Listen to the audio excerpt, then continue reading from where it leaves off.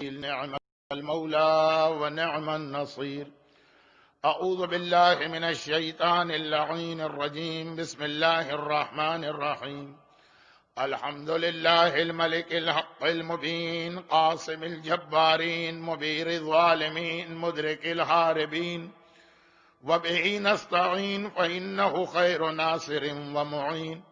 والصلاة والسلام والتحية والإكرام على الرسول النبي الأمي العبد المؤيد والمنصور المسدد المصطفى الأمجد والمحمود الأحمد أبي القاسم محمد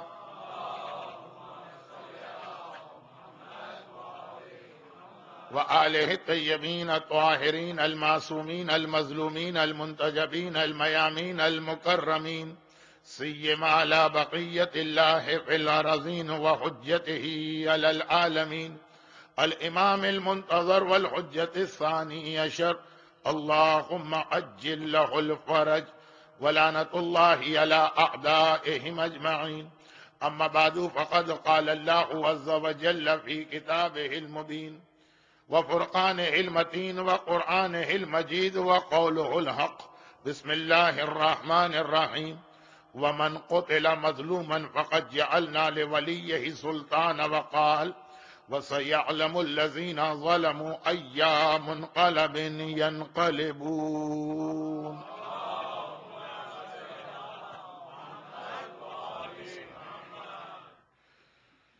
ایام ازا کا اختتام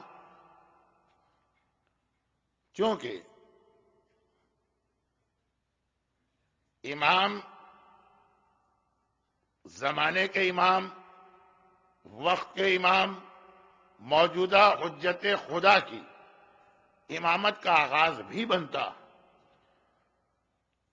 اس لیے یہ عین ممکن ہے کہ ہمارے اس موضوع میں جو ایام ازا کا آخری عشرہ کہلاتا ہے، اگرچہ عشرہ تو نہیں ہو پاتا ہے، 7 یا 8 مجلسیں ہوتی ہیں، ایک جشن، اس آخری عشرے میں ہو سکتا ہے کہ زمانے کے امام کا تذکرہ بھی وقتاً فوقتاً اس لیے کرنا پڑے، یہ وہ عشرہ ہے کہ جس کا اختتام پروردگار عالم کی جانب سے حسین کے خون کا انتقام لینے والے حجت خدا کی امامت کا آغاز بنا۔ اب میں نے ایک لفظ اس لیے استعمال کیا کہ میرے پاس تحریری صورت میں بھی ایک سوال آیا، زبانی تو لوگ سوال کرتے ہی رہتے ہیں، لیکن تحریری صورت میں بھی ایک سوال آیا، اور اس سوال کا جواب آج تو ممکن نہیں ہے۔ وہ جواب یہ ہے کہ سوال یہ ہے، اچھا سوال میں انہوں نے یہ لفظ استعمال نہیں کیا، لیکن ان کے سوال کو سمجھ کے میں خود ایک لفظ استعمال کر رہا ہوں۔ دنیا بھر میں انسانیت کی اتنی ترقی کے بعد جو سویلائزیشن اتنے پیک پر آج پہنچی نظر آ رہی، تو دنیا بھر میں جو قوانین بنائے گئے، جو لا ہیں، اس میں 2 ایسے اصول ہیں جس پر 1400 سال پہلے اسلام مکمل بحث کر کے اس کا ایک سلوشن دے چکا۔ پہلا اصول یہ ہے کہ ignorance of law is not an excuse. جو اسلام میں ایک مسئلہ آتا ہے کہ جاہل مسئلہ کو معافی ہے کہ نہیں، ہم نے اسلام کا کوئی قانون توڑا اور پھر پتہ چلا کہ یہ مسئلہ ہمارے علم میں ہی نہیں تھا، تو کیا شریعت حاکم شرع چاہے امام معصوم ہو، چاہے غیبت امام میں ولی فقیہ، یہ ہمارے ایکسکیوز کو قبول کرے گا کہ نہیں؟ اب یہ خود ایک ایسا مسئلہ ہے کہ آج دنیا بھر کے قانون میں یہ جس طرح بھی آیا، سینچریز تک قانون بنانے والوں میں اس پر بحث تو ہوتی رہی۔ اب یہ ان کا سوال تھا ہی نہیں، یہ شاید آج دن بھر آپ نے مجلسیں سنی، میں نے مجلس پڑھی، شاید تھکن کی وجہ سے میں دوسرے راستے پہ جا رہا تھا، نہیں، یہ اپنی جگہ ہے، کیونکہ کربلا کے جن ظالموں سے انتقام لیا گیا ان میں سے بعض کی زبان پر یہ لفظ آ رہا تھا، اور مختار نے اس کا فوری جواب دیا، وہ اپنی جگہ پہ دوران تقاریر، آج نہیں تو کل، کل نہیں پرسوں، جہاں پہ ان ظالموں کا ٹرائل بیان کیا جائے گا وہاں پہ آئے گا۔ دوسری چیز جو انہوں نے پوچھی نہیں ہے لیکن ان کے سوال سے میں یہ سمجھا، وہ یہ ہے دوسرا قانون کہ کیا ایک جرم میں 2 مرتبہ ٹرائل کر کے 2 سزائیں دی جا سکتی؟ مغربی دنیا کے اکثر ممالک میں تو یہ کہ ایک جرم میں ایک سزا دے دی گئی، اب اسی جرم میں آپ کا دوبارہ ٹرائل ہو کے دوبارہ سزا نہیں ملے گی۔ لیکن اسلام جو ایک سسٹم بناتا ہے ریوارڈ اینڈ پنشمنٹ کا، جس کا اختتام ہوتا ہے جنت و جہنم پہ اور آغاز ہوتا ہے اسی دنیا سے، جیسا روایتوں میں ہے کہ بہت سارے گناہ ایسے ہیں جس کی وجہ سے اللہ اس دنیا میں ایک سزا دے دیتا، تو کیا پھر قبر میں اس کو سزا ملے گی؟ اسے تو مل گئی سزا۔ اور کیا قیامت کے میدان میں اسے سزا ملے گی؟ اسے تو مل گئی سزا۔ اور کیا یہ جہنم میں ڈالا جائے گا؟ اسے تو مل گئی سزا۔ مگر یہ بات تو بہت لمبی ہو جائے گی، مختصر سوال یہ، اصول یہی اس کے اندر آیا ہے، سوال ان کا یہ کہ اگر شمر کو اور عمر سعد کو اور حرملہ کو اور امثالہم کو مختار نے سزا دے دی تو کیا پھر امام زمانہ آ کے دوبارہ ان کو سزا دیں گے؟ اور چونکہ مختار نامہ پڑھنے والے اکثر علماء تھوڑا سا آخری فائنل ٹچ یہ دیتے کہ ہاں یہ تو ان ظالموں کو ایک سزا ملی، اصلی سزا تو زمانے کے امام دے گی، لیکن اس کے بعد یہ سوال تیسرے مرحلے میں جائے گا جو انہوں نے نہیں پوچھا۔ ان کا سوال صرف یہ ہے کہ ایک سزا جب مل گئی تو کیا یہ چیز جسٹیفائی ہے کہ دوبارہ زمانے کا امام سزا دے؟ اور اس کے اندر جو اضافہ میں کر رہا ہوں وہ یہ کہ اگر زمانے کے امام نے بھی ان کو سزا دے دی تو کیا پھر قیامت میں ان کو کوئی تیسری سزا دے کے جہنم میں ڈالا جائے گا؟ یہ بہت لمبی بحث ہے۔ سوال مجھے مل گیا، یہ خالی یہ ایکنالج کرنے کے لیے میں نے شروع میں اس سوال کو پڑھ دیا، لیکن اس کے کم از کم پہلے حصے کا جواب بہت ممکن ہے کہ مختار نامے کے حوالے سے آ جائے یا عید الزہرا کی تقریر میں آ جائے۔ ہاں دوسرا حصہ کہ جب امام سزا دے دیں گے، انہوں نے نہیں پوچھا، تو امام سزا دے دیں گے تو کیا اللہ دوبارہ سزا دے گا؟ یہ بہت لمبی ایک بحث ہے جس کا ایک جملہ یہ ہے کہ اگر چور کا ہاتھ اس دنیا میں کٹ گیا تو کیا آخرت میں سزا ملے گی؟ اور اگر زنا کرنے والے کو سنسار کر دیا گیا تو کیا آخرت میں سزا ملے گی؟ یا اگر قتل کرنے والے کو ہینگ کر دیا گیا تو آخرت، تو یہ تو اس کے اندر جواب آ جائے گا۔ نہ انہوں نے یہ پوچھا ہے، نہ مجمع کو اس سے زیادہ انٹرسٹ۔ مگر مختار نامہ سننے سے پہلے یہ بات بالکل واضح ہونا چاہیے کہ یہ جو سزائیں دی گئیں یہ سزائیں ان کی مکمل سزائیں نہیں، اصل تو سزا دینے والا ان کا وہ زمانے کا امام، جس کے لیے سورہ بنی اسرائیل میں بھی اللہ نے یہ اعلان کیا ہے کہ ومن قتل مظلوم، جو مظلوم مارا جائے فقط جعلنا لولیہ سلطانہ، اس کے خون کا بدلہ، ہم نے اس کے ولی کو یہ حق دیا ہے کہ وہ خون کا بدلہ لے۔ ولی، یہ لفظ ولی اس دعا میں بھی ہم لوگ پڑھتے ہیں، اسی لیے سورہ بنی اسرائیل کی آیت ہی کے کانٹیکس میں اس دعا میں بھی ہم پڑھتے ہیں جو عاشورے کے دن دو مومنین ایک دوسرے سے ملاقات کریں تو پہلے تو ایک دوسرے کو پرسا دیتے ہیں، پھر ایک دوسرے کے لیے دعا کرتے ہیں۔ اعظم اللہ اجورنا و اجورکم بمصابنا بالحسین، پرسا دیا غم حسین میں اللہ ہمارے اور تمہارے اجر کو بڑھائے۔ اس کے بعد دعا مانگتے ہیں وجعلنا و ایاکم من الطالبین بسارہ مع ولیہ الامام، ولیہ الامام، خالی امام نہیں کہا، ولیہ الامام، اور اللہ ہمیں اور تمہیں قرار دے من الطالبین، جو طلب کریں گے بسارہ حسین کے خون کا بدلہ، مع ولیہ الامام، البتہ مختار کے لشکر میں شامل ہو کے نہیں، البتہ نفس زکیہ کے لشکر میں شامل ہو کے نہیں، البتہ زید شہید کے لشکر میں شامل ہو کے نہیں، وجعلنا من الطالبین بسارہ مع ولیہ الامام، اللہ ہمیں اس فوج میں شامل کرے جو حسین کے خون کا بدلہ لیں گے، مع ولیہ، حسین کے ولی، ولی الدم اس امام کے ساتھ۔ وہاں بھی وہی لفظ ولی آیا جو یہ بتا رہا ہے کہ حسین کے خون کا اصلی انتقام زمانے کے امام کو لینا ہے، اور یہ دعائے ندبہ کا خلاصہ، پوری دعائے ندبہ کا خلاصہ یہ، آئینہ آئینہ طالب دم المقتول بکربلا، کہاں ہے وہ امام جو کربلا کے خون کا بدلہ لینے والا؟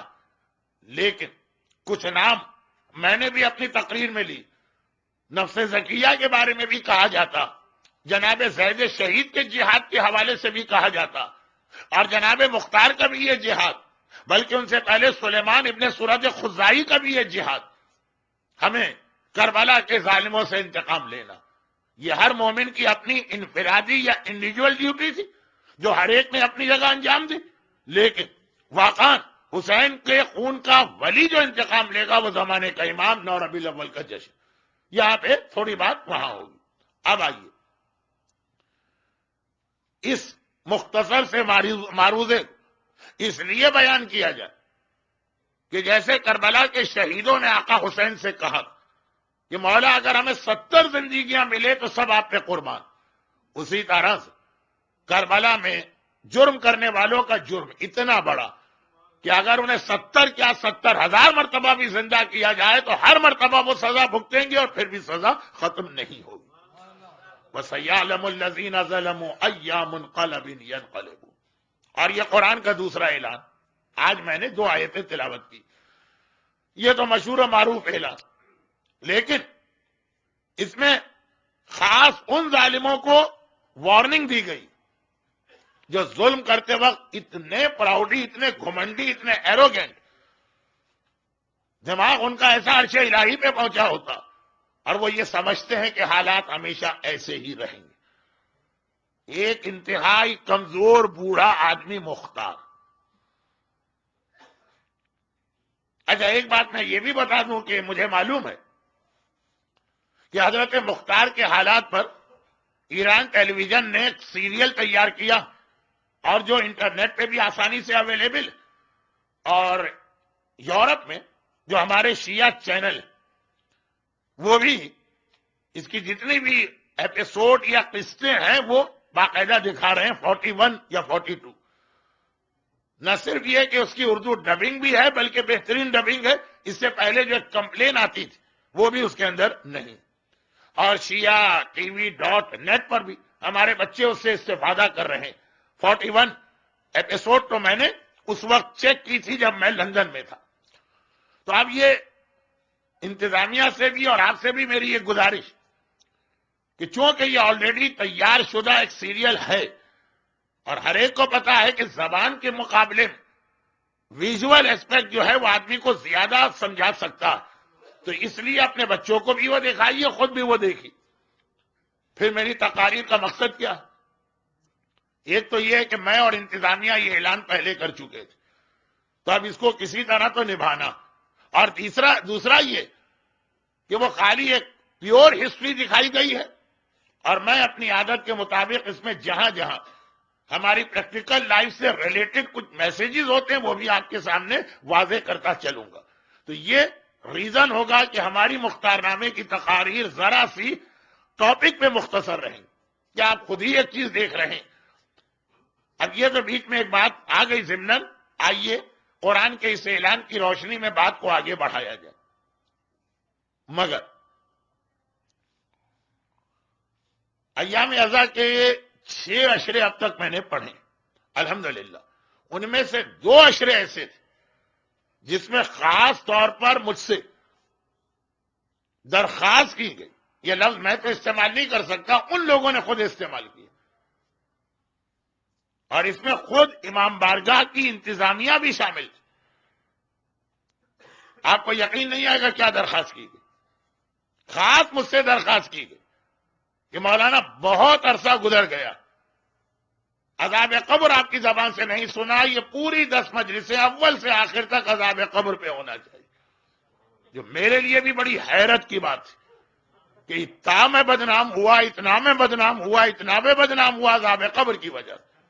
میں خالی بیان کرتا تھا تو ایسا لگتا ہے جیسے میں عذاب کسی کو دے رہا ہوں یا عذاب لے کے آ رہا ہوں۔ کسی نے کہا عذاب والے مولانا، کسی نے کہا ڈراکولا آف اسلام، کسی نے کہا جہنم کے دروغہ، کسی نے کہا قبر والے باپو، یہ ساری چیزیں صرف عذاب قبر پڑھنے کی وجہ سے۔ اور اب وہ وقت کہ 2 عشرے ایسے کہ باقاعدہ انتظامیہ یہ درخواست کر رہی ہے کہ نہیں ہمیں اسی پر آپ کا بیان سننا، بلکہ ان میں سے ایک اشرا تو چہلم کا اشرا تھا، تو درمیان میں ایک تاریخ آ گئی تھی 8ویں امام کی شہادت کی، تو اس دن میں عنوان بدل کے 8ویں امام کی شہادت پہ پڑھ رہا ہوں، جیسے اس میں بھی ایک تاریخ آئے گی 11ویں امام کی شہادت کی، اس دن ہمارا سارا موضوع ایک طرف رہے گا امام معصوم، اور ایسے امام جو کربلا کے بعد ہیں ان کا بیان سننے کا موقع ہمیں صرف ولادت و شہادت میں ہی ملتا، اور اس میں بھی وہ بیان نہ کیا جائے، تو میں نے اس دن اپنا موضوع روک دیا۔ آپ کے یہاں تو مسئلہ یہ ہوگا جو میری آخری تقریر ہوگی، تو اس سے پہلے جو کہنا ہے کہہ دینا ہے، 11ویں امام کے حالات جس دن بیان ہوں گے، اگلے دن جشن زہرا ہے، عید زہرا، تو مختار نامہ ایک دن پہلے مکمل ہوگا۔ وہاں یہ تھا کہ 6ٹھی مجلس شب 17 صفر، تو اس سے پہلے 5 مجلسیں ہوئی، اس کے بعد میں 3 مجلسیں ہونے والی۔ انتظامیہ نے کمپلین کی کہ مولانا یہ اتنا اچھا موضوع اور آپ نے اس کو آج کیوں بدل دیا؟ میں نے کہا کہ امام کی شہادت ہے، تو پتہ نہیں میری کتنی مجلسیں سنے ہوئے، انہوں نے فوراً ریفرنس دیے کہ خود 8ویں امام نے تو عذاب قبر کی اتنی حدیثیں بیان کی، آپ ان کا نام لے کے انہی کی حدیث بیان کر دیں، موضوع بھی اپنی جگہ رہے گا اور امام کا ذکر بھی ہوگا۔ میں نے کہا اوہو اتنی ریسرچ کی ہوئی ہے لوگوں نے، سننا چاہ رہے ہیں شوق سے باقاعدہ طور پر، لیکن مجھے معلوم ہے کہ وہ لندن تھا یا شارجہ تھا، یہ ہیوسٹن، فرق ہے دونوں کے اندر۔ جس طرح ایک بڑے ملک ہوتے ایک چھوٹے ملک ہوتے ہیں نا، اسی طرح لوگوں کے مزاج بھی فرق ہوتے ہیں۔ یہاں پہ یہ چیز فی الحال پڑھنے کا میرا ارادہ نہیں ہے، لیکن پڑھوں گا ضرور۔ یہ میں نے اس لیے یاد دلایا کہ ابھی پڑھ کے آ رہا ہوں، وہ پورا میٹر میرے ذہن میں تازہ، موقع ملے گا تو کہیں کہیں مختار نامے میں بھی اس کو ٹانک دوں گا، اس کے فائدے بھی نظر آئے۔ لیکن اس میں ایک پہلی بات میں نے کہی کہ عذاب قبر وغیرہ وہ چیز لوگ کیوں اتنا ڈرتے ہیں؟ بھئی مجھے کیوں بدنام کیا گیا عذاب قبر پڑھنے پر؟ میرا کیا آپ کا تعلق؟ آپ میرے اگینسٹ تو نہیں؟ عذاب قبر کی روایت سخت نظر آئی تو لوگ میرے خلاف ہوئے، کیوں؟ اس لیے کہ عذاب قبر انسان کی پریکٹیکل لائف میں اتنی رکاوٹ پیدا کرتا ہے۔ اب بے نمازی کا عذاب بتا رہا ہوں تو جو بے نمازی، اسے تو یہ لگے گا کہ مولانا میرے بارے میں پڑھ رہے ہیں۔ بے حجاب، اچھا بے نمازی تو ویسے پتہ نہیں چلتا، اس کے چہرے پہ لکھا ہے کہ یہ آج نماز قضا کر کے آئے، لیکن بے حجاب وہ خاتون تو جہاں بھی بیٹھی ہوں گی اور بے حجابی پہ مجلس ہے ان کے اوپر پیٹ ہوگی۔ اور خالی عورتیں کیوں، مرد بھی تو ہے نا۔ اب مثلا جو داڑھی شیو کرتا اس کا عذاب جب آئے گا تو سامنے کی بات، خمس نہ دینے والے کا عذاب کیسے پتا چلے گا مجمع میں کون خمس دینے والا ہے کون نہیں دینے والا؟ تو میں نے عذاب قبر کے حوالے سے ایک جملہ کہا، آج اتنا ہی ڈوز کافی ہے، لیکن یہ میں کیوں بیچ میں لے کے آ گیا، اپنے موضوع سے نہیں ہٹا، ابھی دیکھیے گا آپ موضوع۔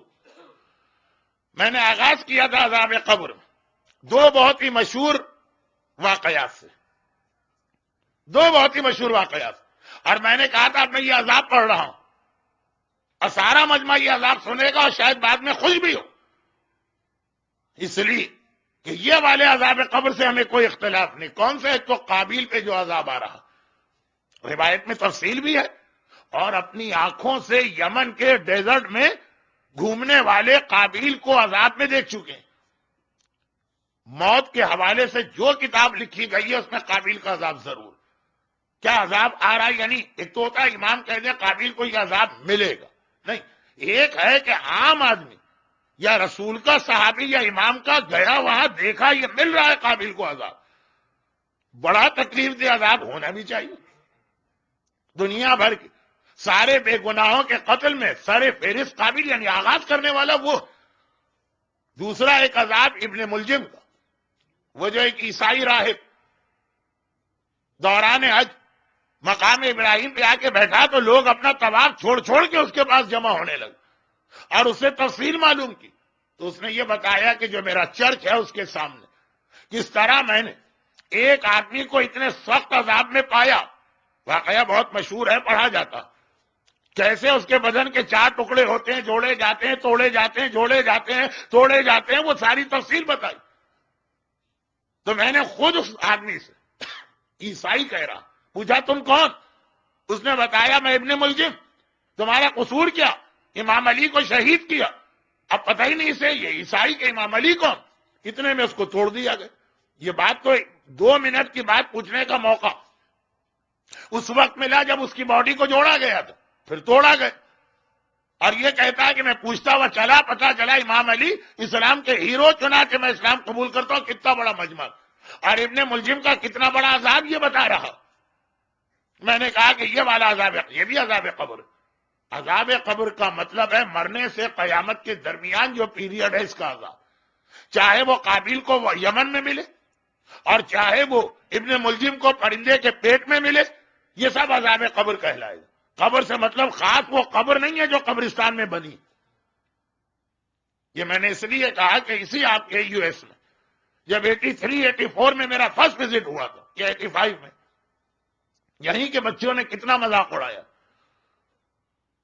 اب یہ جو ایک جملہ کہا گیا تھا، اب آپ ڈھونڈ رہے ہوں گے مختار نامہ کہاں ہے، آ رہا ہے مختار نامہ، وہ بچوں یہیں کے بچوں نے کہا تھا، یہ لیٹ 80s کی بات، جب میں واقعاً عذاب قبر بڑے جوش کے ساتھ پڑھا کرتا تھا اور مجمع بڑی ناراضگی میں سنا کر، اب الٹا ہو گیا۔ اب میں نہیں پڑھ رہا ہوں، جیسے 2 مثالیں تو میں نے کوٹ کی کہ مجمع کہہ رہا ہے ہم کو سننا، تو خیر یہ بات ادھر ادھر جا رہی۔ کہا جی مولانا آپ تو پاکستان سے آئے، آپ کو کیا پتا ہوگا دنیا کتنی ترقی کر گئی؟ یہ ہمیں کچھ نہیں پتا، ٹھیک ہے۔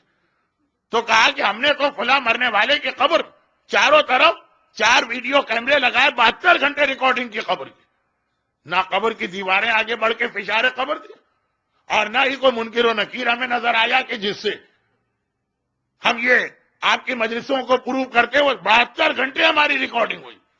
یہ اس وقت کی بات ہے لیٹ 80s، جب یہ کیمرے اور اس طرح کی مانیٹرنگ یہ اتنی کامن بھی نہیں تھی۔ اب آج کل تو آپ کو پتا کس انداز کے کیمرے، قبر میں آپ 500 کیمرے بھی لگا سکتے ہیں، سیکنڈ کی مانیٹرنگ آپ کر سکتے ہیں۔ اب یہ جو وہ نوجوان مجھ سے کہہ رہے تھے، وہ نہ کچھ پوچھنا چاہ رہے تھے، نہ کسی مسئلے پہ بحث کرنا چاہ رہے تھے، اور صرف مذاق اڑانا چاہ رہے تھے۔ لیکن یہ آج کی بات نہیں، 1400 سال پہلے امام کے صحابیوں نے امام سے ہر وہ بات پوچھ لی جس پہ مستقبل کا کوئی آدمی اعتراض کر سکتا۔ یہ تو اپنے کیمرے لگا کے بیٹھے نا قبر میں، اب پتہ نہیں وہ کیمرے لگائے بھی تھے کہ نہیں لگائے تھے، لیکن ہم بھی لگا لیں آج۔ راوی نے کہا کہ مولا آپ اتنا عذاب قبر، اتنا عذاب قبر، اتنا عذاب قبر بتاتے ہیں، خاص طور پر دوران حج جتنی دعائیں پڑھی جاتی ہیں ان میں اکثر عذاب قبر کا ذکر۔ تو مولا جو آدمی کو جنگل میں شیر کھا گیا، شیر نے کھا لیا، اس کے اسٹمک میں گیا، شیر نے اس کو ہضم کر لیا، اس کو تو قبر ہی نہیں ملی، تو عذاب قبر کہاں سے ملے گا؟ مولا جو آدمی سمندر میں ڈوب کے ہلاک ہو گیا، قبر ہی نہیں ملی، عذاب قبر کہاں ہوگا؟ اور جناب زید شہید کا واقعہ، ہو سکتا ہے کہ اس مجمع میں کچھ زیدی صاحبان بھی ہوں، کیونکہ زیدی کا لفظ ظہور امام کے حوالے سے ایک پرابلم کریٹ کرتا۔ اب مجھے نہیں معلوم کہ کون صاحب ہے، ناراض بھی نہ ہو جائیں، یہ روایت میں یہ کہ امام کی ایک مخالفت زیدی لوگ کریں گے، یہ جملہ آتا، اور میں خود وضاحت کرتا ہوں کہ تاکہ غلط فہمی نہ ہو۔ ایک ہوتا ہے زیدی فرقہ، ایک ہوتا ہے سادات جو زیدی ہیں۔ زیدی سادات الگ چیز ہے، زیدی فرقہ الگ چیز۔ یمن میں اس وقت جو کچھ ہو رہا، یمن اور سعودی عرب کے بارڈر پر جن شیعوں کے حوالے سے آپ کو نیوز ملتی رہتی ہے، اتنا ظلم کیا جا رہا، وہ سارے زیدی حضرات ہیں، لیکن زیدی سید نہیں ہیں، زیدی عقیدہ رکھنے والے، یہ دو الگ چیزیں۔ جناب زید شہید کی تو معصوم نے بڑی تعریف کی، خدا کی قسم وہ حق پر تھے، حق پر لڑے، حق پر شہید ہوئے، یہ امام کا جملہ ہے۔ جناب زید شہید کو شہادت کے بعد 3 سال تک کوفے کے محلہ کناسا میں اس طرح سے سولی پہ لٹکایا گیا کہ 3 سال اس بے گناہ کا لاشا لٹکا رہا، یہاں تک کہ پرندوں نے ان کے بدن پہ گھونسلہ بنا دی۔ لیکن زید شہید کا حوالہ میں نے ان کے لیے نہیں دیا، پہلے زمانے کی اس کامن پریکٹس کے لیے۔ آپ حضرات ایسٹر میں یہ روایتیں سننے کے عادی ہیں حضرت عیسیٰ کے حوالے سے۔ اب راوی نے کہا مولا سے کہ مولا یہ مردہ جو لٹک رہا ہے 3 سال سے ہمارے سامنے، 3 سال تو خیر نہیں، وہ تو زید شہید 6 مہینے 4 مہینے حکمران کو جس سے جتنی دشمنی اتنی دیر اس کا مردہ ہوا میں لٹکایا گیا، اس کی تو قبر ہی نہیں، یہ تو ہم اپنی آنکھوں سے دیکھ رہے ہیں، اس کو مرے ہوئے 4 مہینے ہو گئے، کہاں کا فشار، کہاں کا سوال منکر و نکیر۔ یا آج کا لیٹ 80s کا یا یہ 2010 کا کوئی بچہ، یہ نوجوان اپنی قابلیت کو بگھارنے کے لیے سوال نہیں کر رہا. یہ واقعاً وہ لوگ سوال کر رہے ہیں جو امام کے شاگرد ہیں، امام کی نشست میں بیٹھے، اور امام نے شارٹ جواب وہی دیا جو ابھی میں نے عرض کیا کہ قبر سے مطلب وہ زمین کے اندر والی قبر نہیں ہے. عذاب قبر کا مطلب ہے موت سے لے کے قیامت تک کے درمیان کا عذاب. اور یہ مت سمجھو کہ تمہاری آنکھوں کے سامنے لاشا لٹک رہا ہے تو فشار کہاں. تمہیں کیا پتا کہ ہوا اتنی طاقت رکھتی ہے کہ جب ہوا مردے کو حکم خدا سے دبائے گی تو وہ فشار تو زمین کے فشار سے زیادہ. اور تم کیا سمجھ رہے، پانی کا دباؤ اتنا زیادہ ہے کہ جب پانی اپنے درمیان مردے کو لے کے فشار قبر دے گا، یعنی فشار مانے پریشر دبائے گا، تو یہ قبر کے دباؤ سے زیادہ ہے فشار قبر. ہوا میں لٹکنے والے کو ہوا دیتی ہے، ڈوبنے والے کو پانی دیتا ہے، شیر جسے کھا لے شیر کا میدا دیتا ہے، جو اس مٹی میں جائے تو یہ زمین دیتی ہے. تو اب یہ سارے سوالات بتا رہے ہیں کہ یہ ساری چیز ہم اور آپ آج 21ویں صدی کے کوئی افلاطون پیدا نہیں ہوں گے. خود امام کے زمانے کے صحابی ایک ایک چیز دریافت کرتے ہیں کہ بعد والے بچے اور نوجوان کوئی اعتراض نہ کریں. اب ابن ملجم، عقابی، ان سب کو عذاب قبر ہو رہا جبکہ ان کی اپنی کوئی قبریں ہی نہیں. لیکن میں نے یہ بات کیوں چھیڑی؟ آج کا موضوع تو ہے ہی نہیں عذاب قبر. نہ یہاں کی انتظامیہ نے لندن کی طرح درخواست کی ہے کہ مولانا کوئی عذاب قبر کی بھی جھلک دکھائیے. لیکن پھر بھی یہ بات میں نے اس لیے کہی کہ اس تقریر کا آغاز اس مجلس کا نہیں، اس عشرے کا آغاز میں نے جب 9 دن آگے عذاب قبر پڑھا تو پہلی مجلس میں یہ تھا. میں نے کہا قابل کا عذاب آتا ہے تو ہم کو کوئی اعتراض نہیں ہوتا، ابن ملجم کا عذاب آتا ہے ہمیں کوئی اعتراض نہیں ہوتا، کیونکہ قابل کے عذاب کا ہماری پریکٹیکل لائف سے کوئی تعلق نہیں. یہ عذاب آئے کہ اس سے 10 گنا زیادہ آ جائے ہم اپنے کام کرتے رہیں گے، داڑیاں شیب ہوتی رہیں گی، بے حجاب گھر سے باہر نکلا جائے گا، حرام کھایا جاتا رہے گا، نمازیں قضا کی جاتی رہیں. ابن ملجم کے عذاب کا ہم سے کیا تعلق؟ جتنا آیا ہم تو کہتے ہیں اس سے زیادہ ہے. ہمارے لیے وہ عذاب قبر تکلیف دہ ہے جو بے نمازی کا، اس میں تو ہم پھنس رہے ہیں. ہمارے لیے وہ عذاب قبر تکلیف دہ ہے جو بے حجاب عورت کا، اس کی لپیٹ میں تو ہم آ رہے ہیں. ہمارے لیے وہ عذاب قبر تکلیف دہ جو حرام کھانے والے کا، اس کی لپیٹ میں تو ہمارے بچے آ رہے ہیں. لیکن امام نے اصلی یہی عذاب ہم کو بتایا. قابیل کا عذاب تو آنکھ سے دیکھنے والے نے دیکھ کے کوٹ کیا، ابن ملجم کا عذاب تو اس راہب نے آ کے بتایا. امام نے جو اصلی عذاب بتایا وہ اپنے ماننے والوں کے لیے بتایا. یہی اب مختار نامے سے تعلق اب دیکھ. اسی طرح سے مختار نامے کے حوالے سے جب یہ بات کی جاتی کہ اللہ کسی ظالم کو معاف نہیں کرتا ہے، ظالم کو اپنے ظلم کی سزا ملتی، تو ہمارے ذہن میں صرف ظالم میں یزید اور عمر سعد کیوں آتا؟ اگر ہم بھی چھوٹے موٹے ظالم ہیں اپنی جگہ بیٹھ کر، تو قرآن کا اعلان ہر ظالم کے بارے میں اور امام زمانہ کا انتقام ہر ظالم سے ہے. یقیناً ٹاپ آف دا لسٹ اصل مشن اینا طالب بے دم المقتول بے کربلا. مگر اسی دعائے ندبہ میں اس کے ساتھ دوسرے بھی امام کی القاب تو ہے نا، ہر ظالم سے انتقام لینے والا. ہم نے ظالم کی تعریف بہت لمیٹڈ کر دی. ظالم وہ ہے کہ یا یزید یا عمر سعد جیسا ہوگا، یا ظالم وہ ہے جس کو حکومت ملتی، وہ ظالم ہے. حسنی مبارک ظالم، تیونس کا وہ حکمران جو بھاگا وہ ظالم، ایران کا شاہ ظالم تھا، صدام ظالم تھا.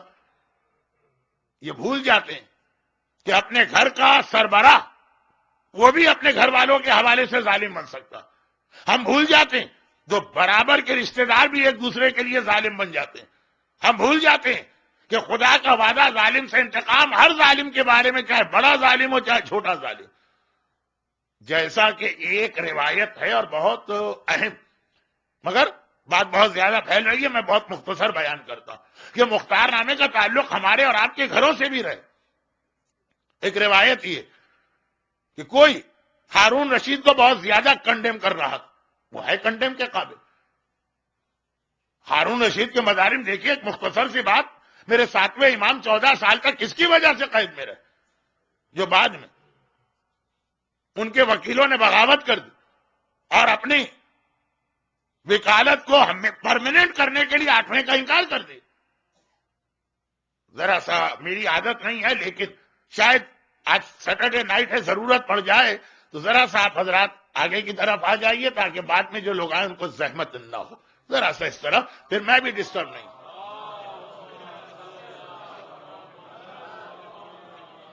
ہارون رشید کی برائی ہو رہی، ہارون رشید کا یہ ظلم وہ تو سب سے بڑا ظلم ہے، لیکن اتنا ظالم تھا. نیشا پور میں آج بھی وہ قید خانہ ہے کہ نہیں، جو صرف ایک رات کی بات، حمید ابن قاسبہ کو بلا کے کہا تلوار لے کے جا، اور وہاں جو لوگ قید ہیں سب کی گردنیں اڑا دو.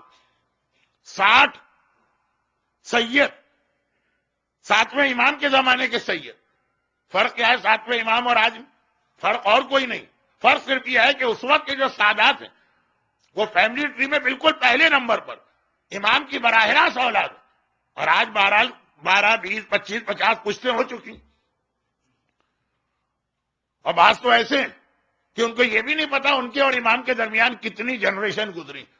ان کے شجر نسب جو ہیں وہ انڈیا پاکستان کی تقسیم میں کہیں جل گئے تھے، یا ہندو وہی ایک چیز چھین کے لے گئے تھے.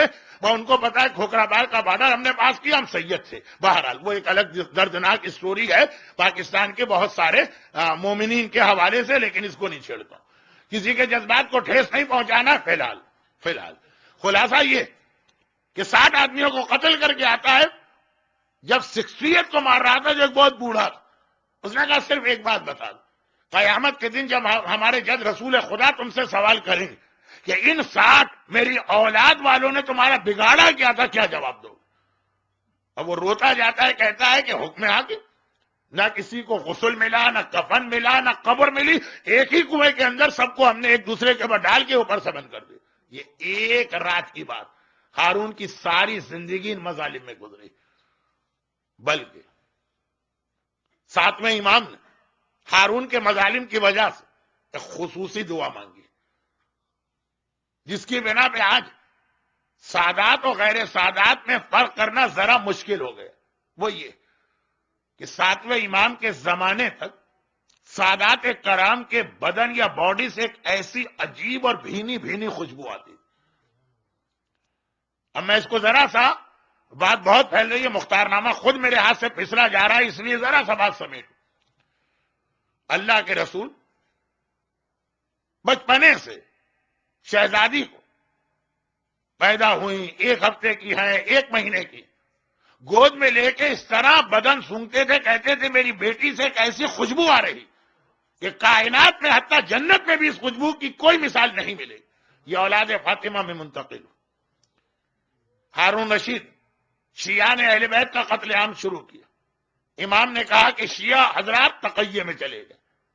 وہ تو تقیہ میں چلے گئے، سادات کہاں سے تقیہ کرے؟ ان کے بدن کی خوشبو جہاں جا کے بیٹھے بھید کھول دیتی ہے کہ یہ سید ہے، اور جہاں پتا چلا سید وہیں گرفتار.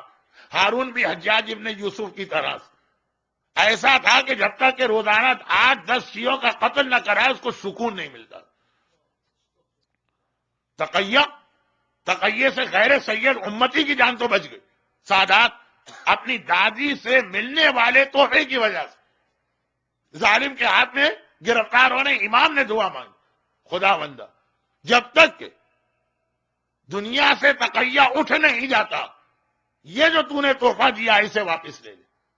تقیہ دنیا سے ختم ہوگا جب ظہور امام ہوگا، پھر یہ تحفہ سادات کو واپس ملنے والا. اور یہ تحفہ سادات کے لیے ایک انٹری پرمٹ بھی بنے گا، سوائے اس کے کہ کردار کے اعتبار سے کوئی اتنا برا ہو جائے. انٹری پرمٹ کیا؟ ایک جملہ میں نے کہا شروع میں کہہ دیا تھا، مجمع تھا ہی نہیں اس وقت، کہ مختار نامے میں زمانے کے امام کے حالات بھی آئیں گے. مختار انتقام لے رہے ہیں، لیکن سب سے بڑا انتقام تو امام لیں گے، کہ جب امام آئیں گے تو 13 معصوم بھی واپس آئیں گے. تو ان میں سے عورتوں کو تو 14 کے 14 معصوموں کی زیارت کا موقع ملے گا.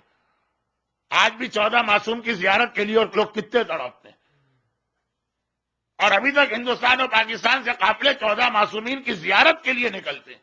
یہاں لوگوں کے پاس اپنی مجبوریاں ہیں، اتنا وقت نہیں.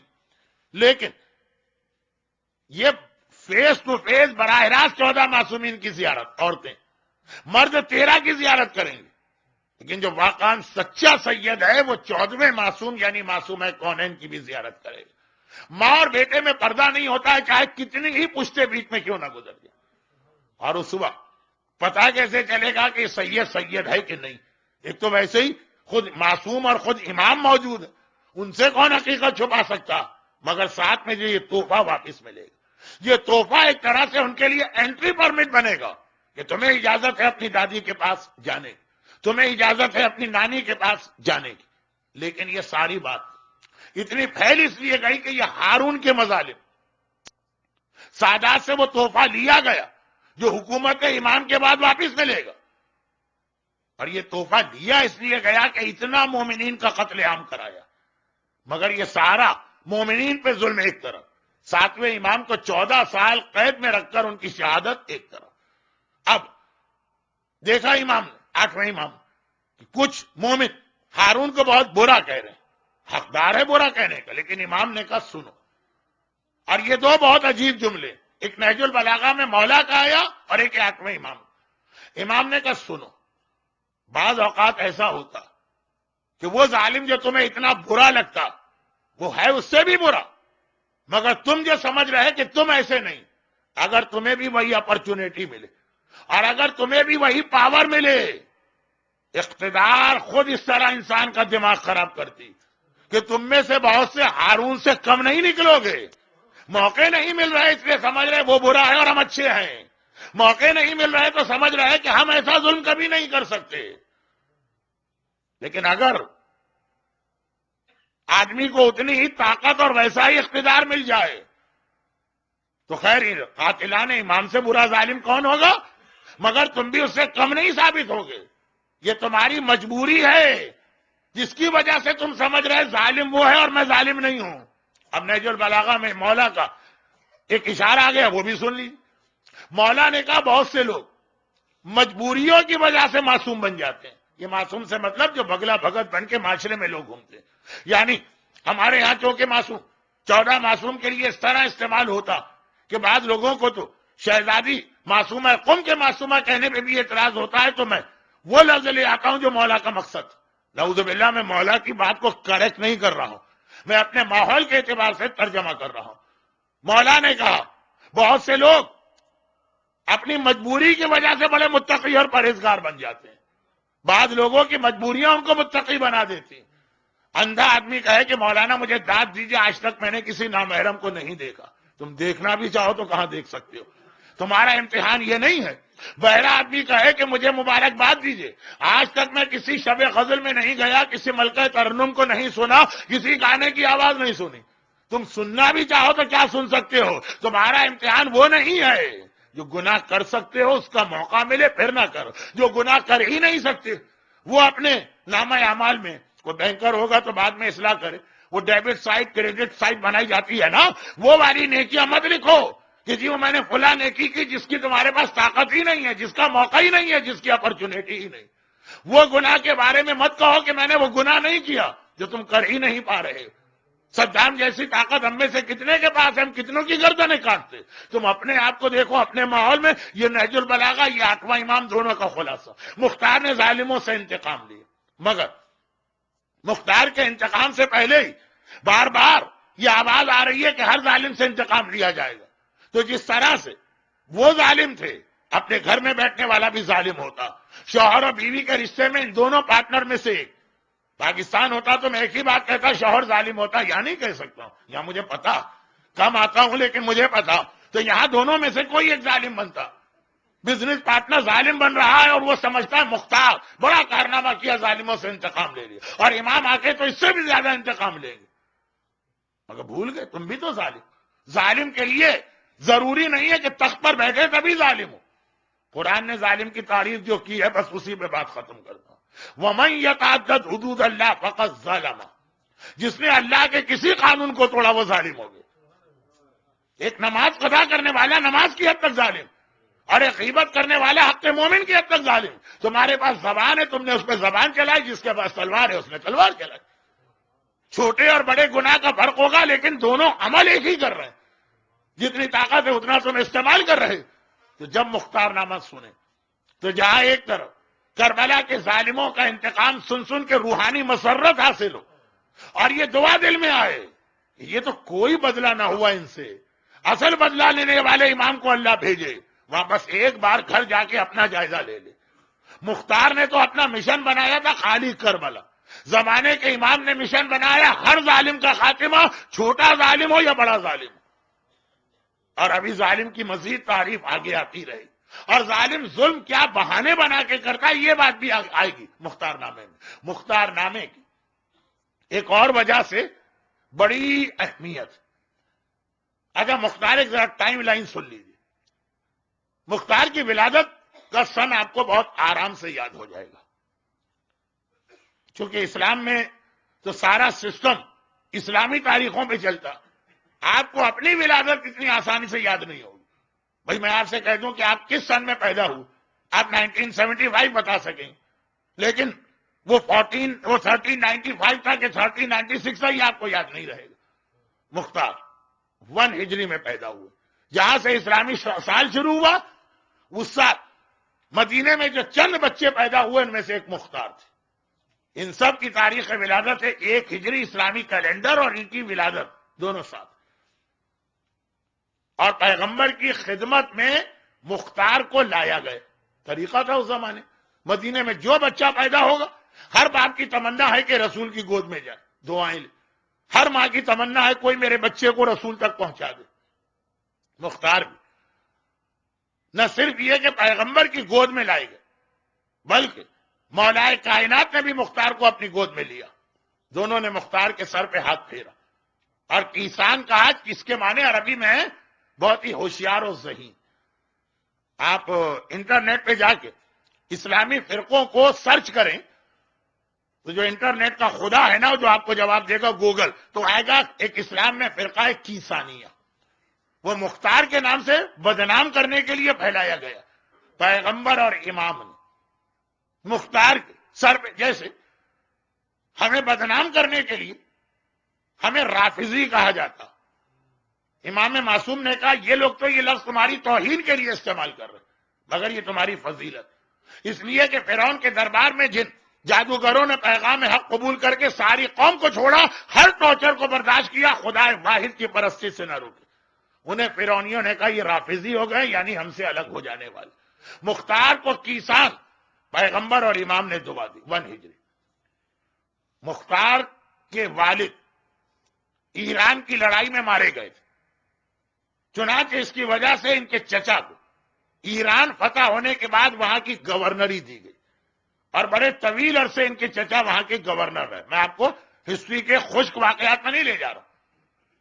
60 ہجرہ میں مختار پکچر میں آتے ہیں، 60 سال تک ایک آدمی زندگی گزارا، صرف ان کا ایک واقعہ ہمارے سامنے آیا اس 60 سال میں، وہ بھی بہت اہم واقعہ۔ مرجعیت کے حوالے سے تو اس نے بہت سارے مسائل کو حل کیا، لیکن وہ اب آج نہیں آئے گا، وہ کل آئے گا۔ تو باقی 60 سال ان کی زندگی چھپی، 60 سال ہمارے پاکستان میں ریٹائرمنٹ ہو جاتا، اور ویسے بھی ہر جگہ آدمی بوڑھے ہوتے، تب مختار سامنے آئے۔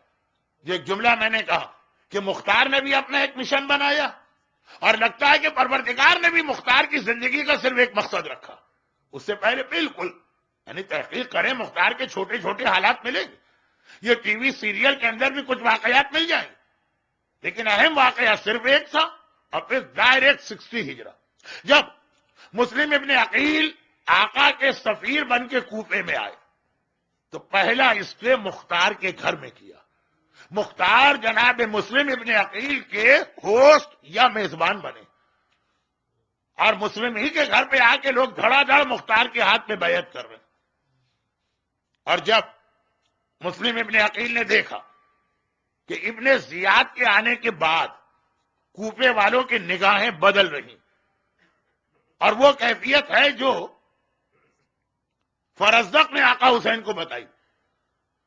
جب آقا حسین کوفے آ رہے تھے تو فرزدق کوفے سے کہیں جا رہا تھا، دونوں راستے میں دونوں قافلے ملے۔ ابھی حسین نے حل من ناصرین کی آواز بلند نہیں کی تھی، تو ابھی حسین کے ساتھ دینا ان لوگوں کے لیے واجب نہیں تھا جنہیں تفصیلات نہیں معلوم۔ تو آقا نے پوچھا تھا فرزدق کوفے کی حالت کیا؟ یہی تو جواب دیا تھا، قلوبہم معک وسیوفہم معہ، ان کے دل تو آپ کے ساتھ ہیں لیکن ان کی تلواریں ابن زیاد کے ساتھ ہیں۔ وہ حالت جب شروع ہوئی، مسلم ابن عقیل نے دیکھا اب کوفے والے نگاہیں پھیر رہے ہیں، ابن زیاد کی ڈرٹی پالیٹکس خریدنا شروع کیا، ڈرانا شروع کیا۔ ایک جملہ میں عید الزہرا میں بھی اکثر پڑھتا ہوں کہ کسی نے سوال کیا تھا کہ اے معاویہ، یہ چیز سمجھ میں نہیں آتی کہ بڑے بڑے نیک مقدس لوگ تیرے آگے آ کے فیل ہو گئے، تیرا نام ہر طرف چل رہا. اس نے کہا میرے دائیں اور میرے بائیں دیکھو. کیا دیکھو؟ دائیں طرف تلوار رکھی ہے، بائیں طرف اشرفیوں کی تھیلی رکھی. کہا یہ ہے میری پالیٹکس کا راز. آدھے آدمیوں کو تلوار سے ڈرا کے اپنا ساتھی بناتا ہوں، آدھے آدمیوں کو پیسے کی لالچ دے کے اپنا ساتھی بناتا ہوں. ظہور امام سے پہلے اسی طرح دو آدمی آئیں گے، ایک کا نام سفیانی ہوگا جو تلوار سے مومنین کو قتل کرے گا، ایک کا نام دجال ہوگا جو فراڈ اور چیٹنگ اور لالچیں دے کے لوگوں کو اپنے ساتھ ملائے گا. آج گھر کی کسی مجلس میں دجال کا تھوڑا ذکر آیا، اور اب میں آج کی مجلس کا انٹروڈکشن ریپیٹ نہیں کر سکتا. میں نے عرض کیا تھا کہ امام زمانہ کئی اشرا ہے، اس لیے مختار نامے میں کچھ کچھ امام کے حوالے سے اشارے آئیں گے. حاکم شام جس سیاست میں ان معنوں میں کامیاب رہا کہ لوگوں نے علی کا ساتھ چھوڑ کے اس کا ساتھ دیا، اور ابن زیاد کے لیے جملہ یہ ہوا کہ دل علی کے ساتھ ہیں، تلواریں ابن زیاد کے ساتھ. مختار بلائے گئے مسلم کے پاس، مسلم نے بلایا، کہا مختار اب حالات بدلتے جا رہے ہیں، میں نے آقا کو خط لکھ دیا ہے کہ کوفے آ جائیے، اور یہ لوگ ساتھ چھوڑ رہے ہیں، تم شہر کوفہ کے باہر جاؤ. 7 سال کی عمر ہے جس کا اکثر حصہ مختار نے کوفے میں گزارا. اطراف کے قبیلوں سے جا کر میرے نمائندے بن کے جاؤ، جو حسین نے مجھے مشن دیا ہے وہ میں تمہیں سپرد کرتا ہوں. میں سینٹر میں بیٹھنا چاہتا ہوں، ہیڈ کوارٹر میں، تم اطراف کے قبیلوں یہ پیغام دو اور کوشش کرو کہ ان کو ملا کے شہر کوفہ لاؤ، تاکہ جب آقا یہاں پہ آئے تو اگر یہ 40,000 کوفی بے وفائی کر چکے ہیں تو کم از کم آقا کا ساتھ دینے والا لشکر. مختار باہر گئے کوفے. مسلم ابن عقیل حانی ابن عروہ کے گھر پہ منتقل. پھر تو وہ واقعات ہیں جو آپ مجلسوں میں بھی سنتے ہیں. اور آج بھی تاریخ کربلا کے یہ 3 کیریکٹر بہت قریب قریب دفن ہیں. جہاں مسلم کا روزہ ہے وہیں سامنے حانی ابن عروہ ہیں، انہی کے ساتھ مختار. یہ 3 اہم شخصیتیں جن کا تعلق کوفہ شہر سے تھا. مسلم کوفے کے رہنے والے نہیں تھے، لیکن جہاد کربلا کا جو حصہ کوفے سے ریلیٹڈ تھا. یہ تینوں شہر کوفہ میں مسجد کوفہ کے پڑوس میں دفن کیے گئے. لیکن بات یہ تھی کہ مختار مسلم کے پہلے میزبان بنے اور ایک مشن پہ بھیجے گئے، اور جب اطراف کے قبیلوں سے کچھ نیگوسیشنز کر کے واپس آ رہے ہیں کہ آقا مسلم ابن عقیل سے فردر انسٹرکشن لو. نہ یہ انٹرنیٹ ہے، نہ ٹیلی فون ہے، نہ لینڈ لائن ہے، نہ سیل فون ہے، نہ کوئی اور ایسی چیز ہے. اب دیکھیے مجبوری، صرف فردر انسٹرکشن کے لیے واپس آنا پڑ رہا. اور جیسے ہی کوفے کے اندر داخل ہوئے وہاں دروازوں پہ پہرے داروں کے پاس مختار کی ڈیٹیل لکھی، یہ آدمی حکومت کا مجرم ہے، جیسے ہی آئے سو گرفتار کرو. گرفتار کر کے جیل میں ڈالے گئے. 60 ہجری 61 ہجری ایک بار صرف جیل سے نکالے گئے جب دربار ابن زیاد میں سیدانیاں لائی گئی. مگر 62 ہجری ان کی بہن کی وجہ سے دربار یزید میں ان کی بہن ایک سوچ رکھتی تھی جو واقعہ کل آئے گا. مختار رہا ہوئے اور باہر آ کے انہوں نے لوگوں کو ایک ایسا واقعہ بتایا جس کے نتیجے میں کربلا پہ ہونے والے ایک اور اعتراض کا جواب مل جاتا.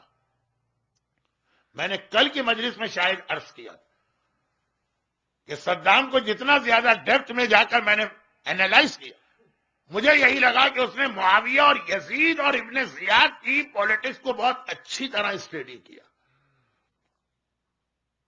مختار نے جا کے کوفے والوں سے کہا اب یہ کربلا کا واقعہ ہو گیا، اس کے بعد یہ رہا ہو،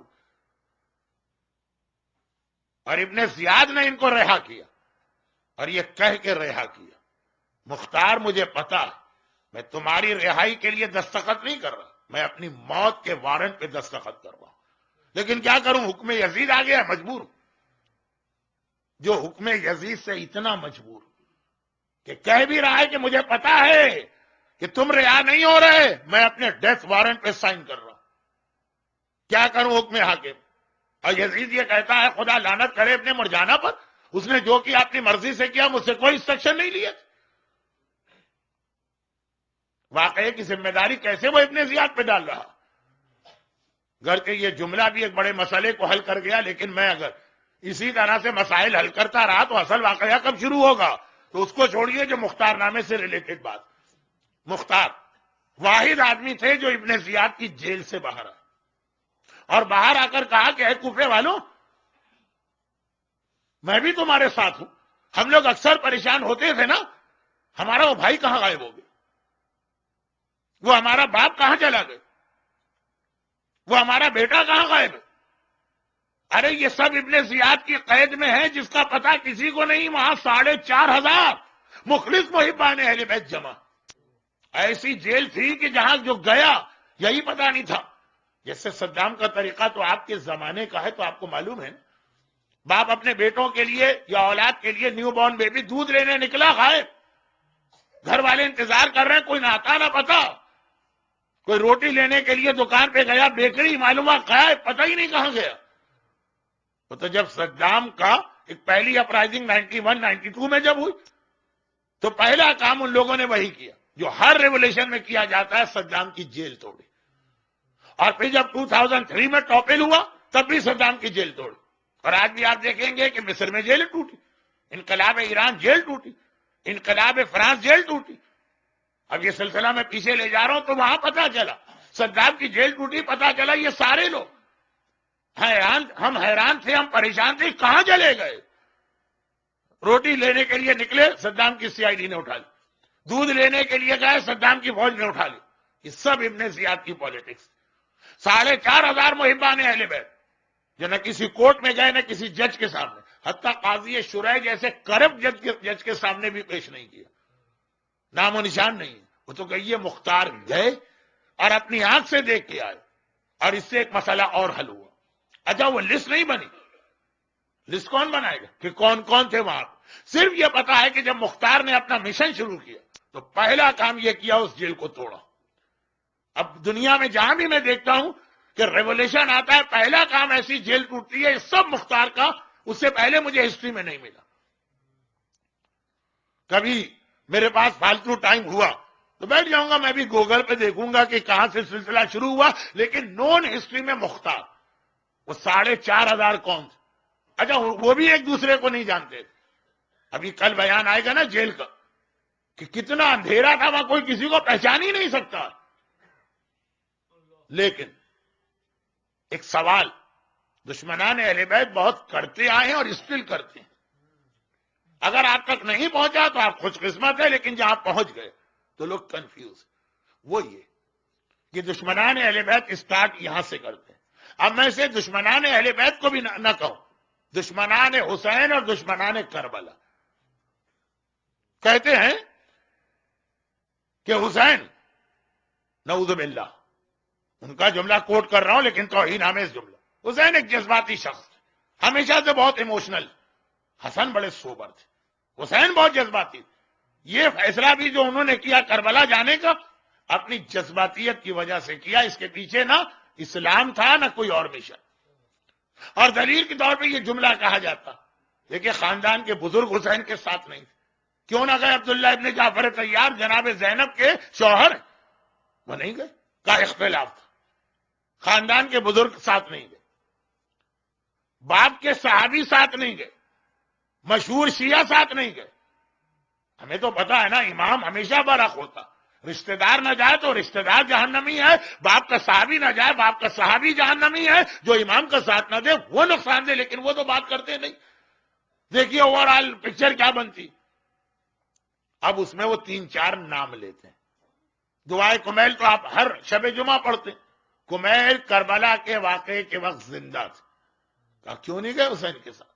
علی کا اتنا مخلص اور قریبی چاہنے والا کیوں نہیں گئے آخر حسین کے ساتھ؟ دیٹ مینس وہ حسین سے اختلاف کرتے ہیں. میثم تمار علی کا کتنا مشہور چاہنے والا صحابی جو بعد میں محبت علی میں شہید ہوا، لیکن کہا کیوں نہیں گئے؟ کربلا کے وقت زندہ تھے میثم. اگر حسین کا قدم صحیح تھا تو میثم کیوں نہیں آئے؟ پھر وہ نام لاتے ہیں جناب فضہ کے ان 4 بیٹوں کا، جن کا ویسے تو ہمیں پتہ نہ چلتا۔ جناب فضہ کا ایک واقعہ ہے کہ وہ قرآن کی آیتوں سے خطاب کرتی ہیں، پورا صرف قرآن کی آیتیں پڑھتی ہیں، اس میں ان کے 4 بیٹوں کے نام آتے ہیں، 4 ان کے بیٹے تھے، چاروں کے نام۔ ایک بات آئی تھی نا کہ یہ ہر چیز کا جواب قرآن سے دیتی، بیٹوں کی بات کہاں سے آئی؟ تو 4 بیٹوں کے نام قرآن میں آئے تھے، ابراہیم اور موسیٰ یہ نام رکھے۔ تو اب وہ تو ہم سمجھانے گئے کہ جناب عیسیٰ کا قرآن پہ، جناب فضہ کا قرآن پہ کمانڈ، جھٹ سے اعتراض آ گئے، یہ فضہ کے بیٹے کیوں نہیں آئے حسین کے ساتھ؟ اب یہ سارے لوگ وہ ہیں جو کربلا کے وقت زندہ تھے، اور سب کے سب مخلص صاحب کی فہرست میں آتے ہیں، منافقین کی فہرست میں نہیں آتے ہیں۔ یہ کیوں نہیں آ کہا کمیل و میسم تو عمر کے اعتبار سے حسین کے چچاؤں جیسے، علی کے صحابی، علی کے صحابیوں نے اختلاف کیے، خاندان کے بزرگوں نے اختلاف کیے، گھر کی کنیز کی اولاد نے اختلاف کیا، کیا ہوا آپ کے حسین کا جہاد؟ یہ وہ کہتے ہیں۔ ہمیں تو بہت آسان جواب معلوم کہ اگر یہ ثابت بھی ہو جائے کہ سب حسین کے خلاف تھے تو یہ قابل مذمت ہوں گے، امامت کو تھوڑی، لیکن اصلی جواب صرف مختار نامے میں ملے گا۔ تاریخ کی عام کتابیں تو یہ ساری چیزوں کو چھپا کے آگے بڑھتی ہیں، مختار نامہ بتائے گا کہ 4,500 شیعہ اس زمانے، پاپولیشن کا ریشو ذہن میں رکھیے گا، وہ جو قید میں تھے، اچھا ان میں میسا میں تمار کا نام تو آ گیا ہے خاص وجہ سے، وہ وجہ بھی کیا ہے کل سنیے گا، لیکن میسا میں تمار کا نام تو آ گیا، جن کا نام نہیں آیا ان میں سے کتنے اس قید خانے میں تھے جب کربلا کا واقعہ ہوا؟ یہ مختار نامہ پڑھیں تو پتہ چلتا ہے کہ 4,500 محبان اہل بیت کو کس طرح جیل میں رکھا گیا۔ کربلا کے واقعے کے بعد ابن زیاد کے اعتبار سے کوفہ انڈر کنٹرول آ گیا، تو ذرا راحت و آرام کا زمانہ آیا، اس میں مختار کی رہائی ان کی بہن کی وجہ سے۔ مختار نامے میں عورتوں کا رول بھی بہت اہم، لیکن یہ ٹائم لائن بس ختم ہو گئی۔ جب یہ جیل مختار نے توڑی، قید سے نکلے تھے تو سارے قیدیوں سے کہہ گئے کہ اگر میں ابو عبیدہ کا بیٹا ہوں، ان کے باپ کا نام، تو یا مر جاؤں گا یا تمہیں اس قید سے رہا کراؤں گا، اور رہا کروا دی۔ اب جب یہ جیل ٹوٹی تو 65 ہجری تھی، اب ہو گیا ایک اختلاف، مرجعیت کا اختلاف بھی سمجھنا آسان ہو جاتا اگر یہ واقعات دیکھ۔ جیل جو ٹوٹی تو سلیمان ابن سرد اس میں بہت ہی نمایاں شخصیت، یہ وہ تھے کہ جن کے گھر مسلم خاص دعوت پہ گئے تھے، ان کا خاص خط تھا آقا حسین کے نام۔ وہ جو آقا نے عاشور کے دن عمر سعد کی فوج کو بوریاں دکھائی تھی کہ تمہیں نے تو خط لکھ کے بلایا، کہا نہیں ہم نے نہیں بلایا۔ آقا نے کہا غلام سے اور بوریاں لے کر آؤ، بوریاں لا کے رکھی ہے تمہارے خط۔ صاف انکار کیا تھا ان لوگوں نے، تو ان میں سلیمان کا بھی خط تھا۔ سلیمان نہیں تھے عمر سعد کے لشکر میں، یہ قید میں تھے۔ یہ جب باہر آئے، ان کا اور مختار کا اختلاف ہو گیا۔ سلیمان کا کہنا تھا کربلا ہو گئی اور ہم اس وقت زندہ تھے چاہے قید میں تھے، مگر کربلا ہو گئی، حسین کا خون بہا تو ہماری جان کیوں سلامت؟ وہ ہمیں تلوار اٹھا کے دشمن پہ حملہ کر دینا ہے، مارے جائیں زندہ ہو جائیں یہ ہمارا مسئلہ نہیں۔ مختار کا کہنا تھا کہ آدمی جو کام کرے سوچ سمجھ کے کرے، ابھی وقت نہیں ہے ابن زیاد کے خلاف تلوار اٹھانے۔ اور سلیمان کہتے میں کسی کے خلاف تلوار اٹھا ہی نہیں رہا، میرے لیے تو یہ امر بہت گراں، میرا آقا مارا گیا اور میں زندہ رہا، خودکشی حرام نہ ہوتی تو میں خود اپنا گلا کاٹتا۔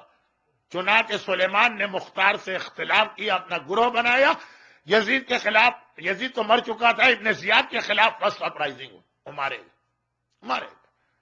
گھر کے ولی فقیر رہبر مسلمین آیت اللہ خامنائی نے سلیمان کے واقعے کو ایک دوسرے اینگل سے دکھایا، وہ انشاءاللہ کل تو نہیں شاید پرسوں آئے گی بات، لیکن یہ اختلاف ہوا۔ دونوں مخلص ہیں، دونوں حسینی، دونوں جان دینے کے لیے تیار۔ ایک کہتا ہے وہ تلوار اٹھا اور جہاد شروع کر دو، دوسرا کہتا ہے ذرا تیاری کرو۔ مختار دوسرے گروپ میں تھے۔ 1 سال کے بعد 66 ہجری جب ایک بڑی مدد مختار کو مل گئی، مختار نے جہاد شروع کی بختم ٹائم لائن۔ 6 سے 8 مہینے اقتدار رہے، ایک ایک ظالم کا خاتمہ کیا. صرف دو بڑے مشہور ظالم ان کے ہاتھ سے بچنے کے، ایک یزید جو ان سے پہلے ہی مر چکا تھا، واصل جہنم، ایک حسین ابن نمیر. بس باقی جتنے کربلا کے ظالم سب مارے گئے. آخری ظالم ختم ہوا اور مختار خود بھی 67 ہجرہ میں شہید ہو گئے. اور کوفے میں مسجد کوفہ کے پڑوس میں مسلم ابن عقیل کے روضے کے سامنے دفن ہو. اب یہ جتنے مختار کے واقعات ہیں سب 60 سے 67 ہجرہ کے. مگر مختار کے حوالے سے اب میں دو چھوٹی باتیں بیان کر کے آج کی تمہید ہوگی. اور شاید آج کی اس گفتگو سے آپ کو اندازہ ہوا ہو کہ کل جو میں نے ایک جملہ کہا تھا کہ پہلی بار بڑا امام باڑہ کھارادر میں مجھے مختار نامے کا عنوان 5 مجلسوں میں دیا گیا. لوگوں نے دیکھا کوئی فائدہ نہیں ہوا. تو اگلے سال 10 مجلسوں کی بات ہو، کوئی فائدہ نہیں ہوا. 27 مجلسیں رمضان میں دی گئیں، پھر بھی کوئی فائدہ نہیں. تو اب سمجھ میں آیا ہوگا کیوں فائدہ نہیں. کبھی کبھار میں بات کو ذرا زیادہ پھیلا دیتا ہوں. لیکن یہ ساری چیزیں مختار کے اصل حالات کو سمجھنے میں بہت اہم. اب دو چھوٹی باتیں. جس نے یزیدیوں سے ایسا بھرپور انتقام لیا، بنو امیہ کے مورخ اسے کبھی معاف نہیں کر سکتے. چنانچہ مختار پہ زمانے بھر کی تہمتیں اور ایلیگیشن لگائے. ہم اور آپ تو اہل بیت سے محبت کرتے ہیں، کتنی تہمتیں ہم پہ لگتی، انتہائی نان سینس تہمتوں سے لے کے انتہائی ایکیڈمک تہمتیں. آغا تجانی کی کتاب دین آئی واز گائیڈڈ میں ہی دیکھ لی. مگر بعض ایسی تہمتیں کہ سر پیٹنے کو دل چاہتا. اب میں بتا نہیں رہا ہوں، مجھے تو بہت چیپ قسم کے الزامات، کھانے پینے کی چیز میں تھوک ملا دیتے ہیں، اور یہ کہ جو عاشورے کے جلوس میں علم ہے اس میں ہمارے بچوں کا خون ہوتا ہے، اور کاٹ کاٹ کے چیزیں، یہ بھی دنیا. اور یہاں سے لے کے وہ تک جو آج بھی سعودی عرب کا مفتی اعظم چیخ رہا، اور ملیشیا میں شب عاشور جو کریک ڈاؤن ہوا ہماری مجلس پہ. پھر وہی بات کہ میں نے ویسٹ میں پھر بھی لوگوں کو اس سے اویئر پایا. پاکستان جب میں گیا تھا 13 محرم سے 20 محرم، اکثر لوگوں کو نہیں معلوم. کچھ اچھا یہ میں نے گھر کی مجلس میں پڑھا، کچھ چیزوں میں اویئرنیس وہاں زیادہ، یہاں لوگ غافل. کچھ میں لوگ وہاں غافل ہیں، آپ زیادہ اویئر.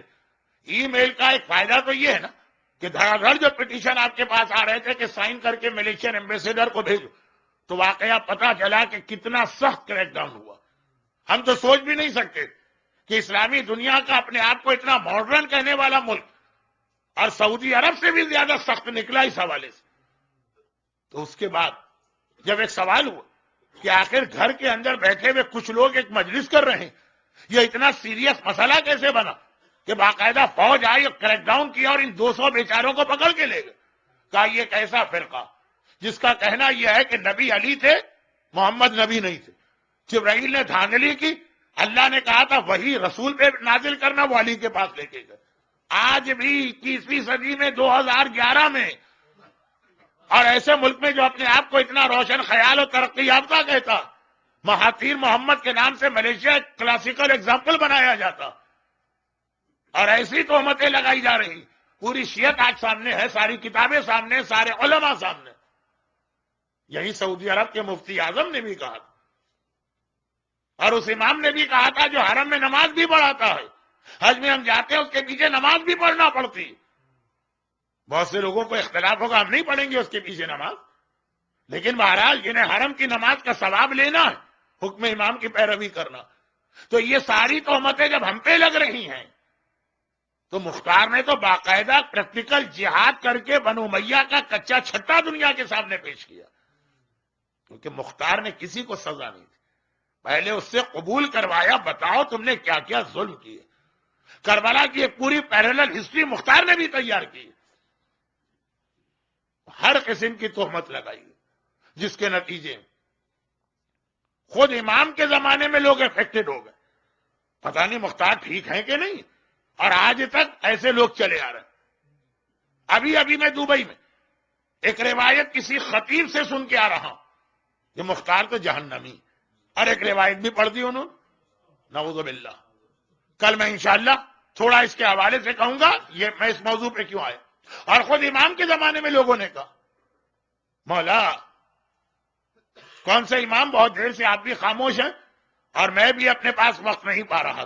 تو آئیے ہم دونوں ثواب میں شریک ہوں. ہمارے پانچویں امام امام محمد باقر علیہ الصلوۃ والسلام, امام زمانہ کے حوالے سے شروع مجلس میں زیدی فرقے کا ذکر آیا. فرقہ زیدی الگ چیز ہے, سادات زیدی الگ چیز ہے, دونوں میں زمین اور آسمان کا فرق ہے.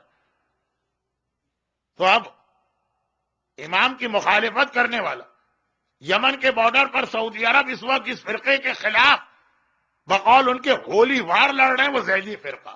اور اب جو جملہ میں کہہ رہا ہوں یہ زیدی سادات. امام معصوم نے ارشاد فرمایا اللہ رحم کرے مختار پر, اس نے ہمارے قاتلوں سے انتقام لیا. اس کی وجہ سے کربلا کی سوگوار خواتین نے اپنا سوگ بڑھایا اور اس کی وجہ سے ہمارے خاندان کی کتنی ہی غریب بچیوں کی شادیاں ہوئی اور مہر کی ادائیگی کی گئی. اور پھر ایک واقعہ امام سنا رہے اپنے بابا کے حوالے سے. میرے چوتھے امام یہ فرماتے ہیں کہ ایک رات کو میں سو رہا تھا, بیٹا بتا رہا ہے اپنے باپ, لیکن ہم تو باقاعدہ امام کا تذکرہ کریں گے امام کے نام کے ساتھ. چوتھے امام فرماتے ہیں کہ ایک رات کو میں اپنے بستر پہ اپنے گھر کی چھت پہ سو رہا تھا. نہیں سو نہیں رہا, ایک لمحے کے لیے نیند آ گئی. آج میں نے کہیں گھر کی مجلس میں پڑھا کہ کربلا سے آ کے امام ساری رات ہزار رکعت نماز پڑھتے. کنیز کہہ رہی ہے مجھے بستر بچھانے کی پوری زندگی ضرورت ہی نہیں پڑی. کس کے لیے بستر بچھاتے, آقا تو سوتے نہیں, لیکن کبھی پروردگار کی جانب سے کوئی نیند آتی. امام فرما رہے ہیں کہ ایک لمحے کے لیے میری آنکھ لگی اور میں نے خواب میں دیکھا. اب وقت کم ہے تو کہیں اگر میں الفاظ میں احترام امامت ملحوظ نہ رکھوں تو میری نیت پہ توجہ رہے. فرماتے میں نے خواب میں دیکھا میں جنت میں اور سامنے سے میری جدہ ماجدہ آ رہی. خاندان اہل بیت کی یہی خاتون تو ایسی, دشمنان اہل بیت ہر ایک پہ تہمتیں لگا گئے. خدیجہ طاہرہ کا کردار اتنا شفاف اور اتنا معتبر کردار, جناب خدیجہ کے حوالے سے کسی کو کچھ کہنے کی ہمت نہ پڑی. ابو طالب سے بھرپور انتقام لیا گیا کیونکہ علی کے باپ تھے خدیجہ طاہرہ. اب میں ڈرتا ہوں کہ اگر میں ذرا ادھر چلا گیا تو میرا موضوع بدلے گا. چوتھے امام فرماتے میں نے دیکھا جنت میں میں بیٹھا ہوں اور سامنے سے میری جدہ خدیجہ طاہرہ آ رہی. میں نے کھڑے ہو کے اپنی دادی کو احترام سے سلام کیا. میں نے دیکھا میری دادی کے ساتھ جنت کی ایک حور بھی ہے اور جناب خدیجہ مجھ سے کہہ رہی کہ بیٹا میں نے تیری شادی کے لیے اس کا انتخاب کیا. یہ کہہ کے اس حور کو آگے بڑھایا اور میری آنکھ کھل گئی. اب یہ واقعہ خود بتا رہا ہے کہ یہ عام نیند اور عام واقعہ نہیں. آنکھ کھل گئی اور آنکھ کھلی تو پتا چلا کہ آنکھ اس لیے کھلی کہ دروازے پہ کوئی زور زور سے نوک کر رہا ہے. یہ آدھی رات کا وقت. پہلے زمانے میں آدھی رات کو کوئی کسی کے گھر جاتا ہی نہیں تھا سوائے اس کے کہ کوئی بہت ہی ارجنٹ قسم کا کام ہو یا کوئی مسافر باہر سے شہر میں آیا. چنانچہ میں خود گھر کا دروازہ کھولنے کے لیے چلا. یہ اہل بیت کا طریقہ. دن بھر گھر کے کاموں کے لیے غلام ہے لیکن رات کو کوئی کام ہوتا ہے کہتے نہیں یہ بھی تو انسان, دن بھر کے تھکے ان کو آرام کرنے دو. میں نے دروازہ کھولا, سامنے دیکھا کہ ایک کوفے والا آدمی کھڑا. عرب کے تمام علاقوں میں ہر دوسرے علاقے کا لہجہ بھی مختلف ہے اور لباس بھی. خاص جو عرب کرتا پہنتے ہیں بڑا سا, سعودی عرب کا اسٹائل الگ ہے, مسقط والوں کا الگ ہے, بحرین کا الگ ہے, قطر کا الگ ہے, کویت کا الگ ہے, دبئی کا الگ ہے. خالی وہ جو کرتا پہنتے اس کو دیکھ کے آدمی بتا دے گا کس علاقے سے آئے. کوفے کا ایک آدمی کھڑا, اس کے ساتھ چادر میں لپٹائی کوئی عورت اور ایک خط گھر میں بلائے. کہا کہ مولا میں مختار کا قاصد ہوں اور مختار نے مجھے یہ ایک امانت دی ہے، یہ خاتون، اور یہ خط دیا۔ خط چاک کر کے چوتھے امام خط پڑھ رہے ہیں، مختار نامہ۔ ایک بار خط میں لکھا تھا کہ فرزند رسول آپ میرے امام برحق۔ مختار پہ ایک بڑی تہمت یہ ہے کہ چوتھے امام کی امامت کو مانتے ہی نہیں۔ پہلے محمد حنفیہ کی امامت کے قائل تھے، بعد میں اپنے آپ کو کہنے لگے آپ میرے امام برحق۔ اس وقت ہندوستان کے ایک علاقے سندھ سے، آج تو پاکستان کا صوبہ ہے، میرے پاس بطور تحفہ ایک ایسی کنیز آئی کہ جیسے ہی اس کنیز کو میں نے دیکھا، میں نے کہا کہ اس کا حق اس وقت عالم اسلام صرف میرے آقا اور مولا کو۔ اب یہ جملہ جو ہے اگر میں سمجھاؤں تو 15 منٹ لگیں گے، اور نہ سمجھاؤں تو آپ کے ذہن میں غلط فہمیاں ہوں گی۔ کنیزوں کا طریقہ کار یہ ہوتا ہے کہ وہ اپنے آپ کو بہت نمایاں بنا سنوار کے اچھال اچھال کے پیش کر دیں تاکہ کوئی بڑے گھر کا آدمی خریدے اور وہ راحت میں رہے۔ ایسی کنیز بہت کم ہوتی جو چھپی ہوئی ہے پردے کے اندر، بہت شرمیلی ہے، بات کرنے کو تیار نہیں، چہرہ دکھانے کو تیار نہیں۔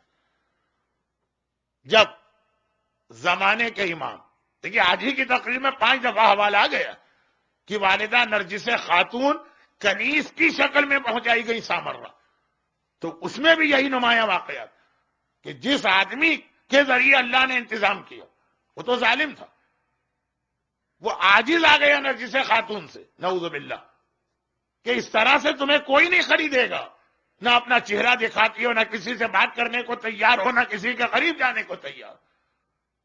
اور جسے امام نے بھیجا تھا اسے لینے کے لیے وہ سمجھ گئے کہ ہاں یہی میرا مقصود ہے، کنیزی کے طریقے سے بالکل ہٹ کر۔ تو خلاصہ یہ کہ مختار کے پاس یہ خاتون پہنچی، بطور کنیز آئی، مگر ایسی لپٹی لپٹائی حجاب والی اور شرمیلی کہ مختار کہتے ہیں کہ میں نے سوچا کہ یہ سوائے آپ کے کوئی اس کا حق نہیں رکھتا، چنانچہ غلام کی جانب سے آپ کے لیے تحفہ حاضر، اور یہ کہے کہ قاصد کنیز کو کہتا بیٹھو یہاں، میں جا رہا ہوں، چلا گیا۔ امام فرماتے کہ جیسے ہی اس کنیز نے چہرہ کھولا، مجھے خواب یاد آ گیا کہ میری دادی خدیجہ طاہرہ جس حور کو میرے پاس لے کے آئی تھی وہ وہی چہرہ خواب میں مجھے دکھایا گیا ہے۔ جنت کی حور، روایت یہ ہے کہ مومنہ عورت جنت میں جب جائے گی تو اتنا حسن و جمال اس کا ہوگا کہ جنت کی حوریں اس کے سامنے مان پڑ جائیں گی۔ مومن کی سب سے بڑی نعمت جنت میں حور نہیں ہے، مومنہ بیوی۔ لوگوں نے کہا اچھا مولانا وہی ملنے والی ہے، فائدہ کیا وہ جنت جانے کا؟ نہیں، وہی ملنے والی ہے۔ خیر یہ تو بہت سیریس گفتگو میں ایک جملہ، میں آپ کی اتنے سنجیدہ انداز سے ڈر کے میں نے جملہ کہا۔ امام فرماتے ہیں کہ اب میری سمجھ میں آیا کہ میری دادی خدیجہ نے خاص تحفہ مجھے یہ دیا، جیسے نرگس خاتون خاص تحفہ تھا 11ویں امام کے لیے، رسول خدا کا، شہزادی فاطمہ کا، انہوں نے نرگس خاتون کو کلمہ پڑھا کے شادی کروائی۔ بھیجنے کا طریقہ اختیار وہ کرنا پڑا جس میں بظاہر کنیزی کا شائبہ آ گئے۔ اور امام 5ویں امام فرماتے ہیں کہ میرے بابا نے جب ان سے شادی کی تو اسی کے نتیجے میں میرا بھائی زید پیدا ہوا، جناب زید شہید، جنہوں نے آل محمد کو ان کا حق دلوانے اور کربلا کا انتقام لینے کے لیے مختار کے بعد دوسرا جہاد کیا۔ وہ ان کی والدہ سندھ سے آنے والی ایک کنیز سندھی، اور مختار کا ایک تحفہ امام کے نام۔ اور 5ویں امام بطور دلیل پیش کر رہے ہیں مختار نیک تھا، ہم سے محبت کرتا تھا، ہماری اطاعت کرتا تھا، چنانچہ ہمارے خاندان کی کتنی شادیاں اس تحفے کی وجہ سے ہوں جو مختار نے ہم لوگوں کو بھجوایا۔ اور تو اور امام معصوم کی شادی، مختار بھی اس میں ایک ذریعہ اور سبب بنے جو آپ نے سن لیا۔ لیکن مختار کے خلاف پروپیگنڈا ہے کہ رکنے میں نہیں آ رہا، اور اس میں ایک اور روایت جس کا بھی میں نے حوالہ دیا، کل اس کو سنیے گا، اور مرجعیت کے لیے بہت اہم ہے۔ لیکن مختار نامے کی ایک بہت بڑی خصوصیت وہ جو عام طور پہ لوگ ہائی لائٹ نہیں کرتے، میں مختار نامہ خالی تاریخ کے طور پہ نہیں پڑھتا ہوں۔ کل جو گزر گئی فرائیڈے، آج سیٹرڈے 2 مجلسیں گھنٹے سے زیادہ میں نے پڑھی ہیں، صرف اس لیے کہ ویکینڈ ہے، لیکن جو ویک ڈیز کی مجلسیں ہیں مجھے بھی معلوم ہے، اور میں گھنٹے ہی کی پڑھوں گا، جیسے آج گھر کی دونوں مجلسیں میں نے گھنٹے میں ختم کی۔ یہ میں نے اس لیے کہا کہ آپ یہ نہ سمجھے کہ روزانہ 1.5 گھنٹہ ہوگا، دل تو میرا 2.5 گھنٹہ پڑھنے کو چاہ رہا ہے، لیکن میں اپنے آپ کو دیکھوں کہ آپ کو دیکھوں۔ آپ حضرات کی مصروفیات میں یہاں آپ آ گئے، یقیناً مجھے سننے نہیں آئے، فاطمہ زہرا کی دعا لینے آئے، اور میں نہیں چاہتا کہ میری وجہ سے کوئی مومن محروم ہو جائے اس سعادت سے، تو یہ صرف آج سیٹرڈے کی حد تک۔ بس یہ آخری جملے مختار نامے میں ایک ہائی لائٹ کرنے والی بات یہ کہ مختار کا جہاد چونکہ کربلا ہی کا ایک حصہ، تو جیسے کربلا کا جہاد عورتوں کے رول کی اہمیت سمجھے بغیر سمجھ میں نہیں آئے گا، مختار کے جہاد میں بھی قدم قدم پہ ہمیں خواتین کا وہ رول ملتا، جس سے یہ پتا چلتا ہے کہ اسلام نے حجاب کا حکم دیا، وہ الگ بات، لیکن حجاب کا مطلب یہ نہیں کہ عورت کو قیدی اور جاہل بنا کے کونے میں بٹھا دیا، جیسے عمر ساتھ پکڑا گیا صرف اپنی بیوی کی وجہ سے، خولی پکڑا گیا صرف اپنی بیوی کی وجہ سے، مختار کو ابن زیاد کی قید سے رہائی ملی فقط مختار کی بہن کی وجہ سے۔ یہ ساری خواتین ہیں جن کے نام بکھرے بکھرے مختار نامے میں آتے ہیں، ہمارے ساتھ تو بچ نکلا تھا، اگر خود اس کی بیوی نہ بتاتی۔ خولی تو اس طرح سے اپنے آپ کو چھپا کے بیٹھ گیا تھا کہ مختار بار بار کہتے تھے، آئے عبداللہ کامل، یہ مختار کی فوج کے پولیس کے سربراہ تھے، یا پاکستان میں جیسے ایس پی ہوتا، کہا کہ کسی طرح خولی کو پکڑ کے لاؤ، وہ مجھ سے برداشت نہیں ہو رہا، اور نام و نشان نہ ملے اگر اس کی ایک بیوی پتہ نہ بتا۔ مختار کی قید سے رہائی، مگر ان سب کے ساتھ ایک اور بہت اہم نام، بہت اہم نام ہے۔ تمام مورخین ایک بات پہ متفق، مختار اپنے مشن میں کبھی کامیاب نہیں ہو سکتے اگر مالک اشتر کا بیٹا ابراہیم ان کا ساتھ نہ دیتا۔ مختار حکومت کر سکتے ہیں، لیکن 65 سال کے، اب یہ 66 ہجری میں مختار کو حکومت ملی، یہ عمر ایسی نہیں کہ مختار میدان جنگ کی سختیاں برداشت کرے، اور ان کربلا کے ظالموں کو گرفتار کرنے کے لیے بڑی جنگیں بھی لڑنا پڑی۔ مالک اشتر کا بیٹا، مالک اشتر، اب دیکھیے ایک غیر معصوم کے لیے اس سے بڑا جملہ کیا ہوگا؟ پیغمبر نے مولا نے 2 جملے مالک اشتر کے لیے کہیں۔ نمبر 1، اب عرب کی کوئی عورت مالک اشتر جیسا بیٹا تو پیدا نہیں کر سکتی، اور دوسرا جملہ، جو میرا رسول خدا کے بعد رتبہ تھا وہی مالک اشتر کا رتبہ میرے پاس۔ علی کی فوج کے کمانڈر ان چیف تھے، خاندان کے کتنے افراد ہیں ان کو چھوڑ کے علی نے ان کو اپنا کمانڈر ان چیف بنایا۔ دہشت گردی دنیا میں پہلی بار پھیلائی تو حاکم شام نے پھیلائی، کس طرح مالک اشتر کو راستے میں بڑی بے دردی سے شہید کیا، مگر ان کا بیٹا ابراہیم باپ سے کم نہیں تھا۔ یہ وہی مالک اشتر ہے کہ صفین کی لڑائی میں مولا کی تلوار سے 1000 مارے گئے، مالک اشتر سے 999، وہ بھی بہت اہم واقعہ ہے، لیکن آج نہیں۔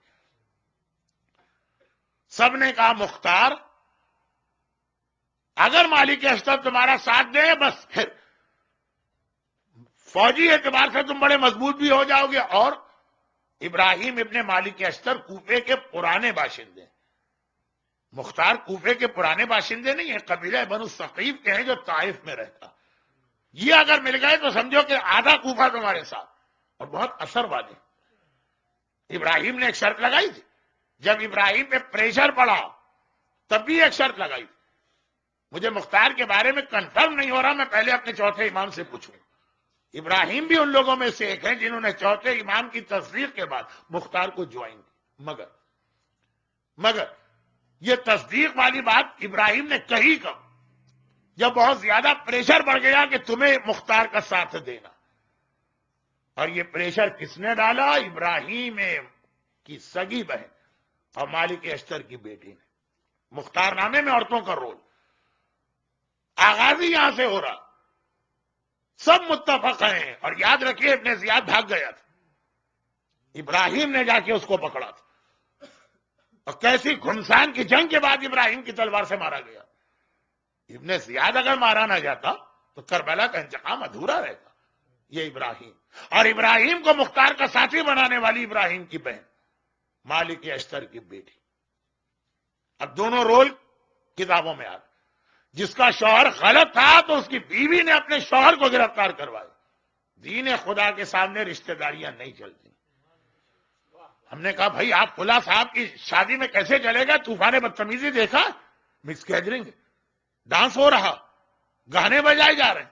مولانا کیا کریں، اتنی پرانی دوستی ہے، اب کیسے چھوڑ دیا جائے دوستوں کو؟ تم نے مختار نامے سے کچھ نہیں سیکھا.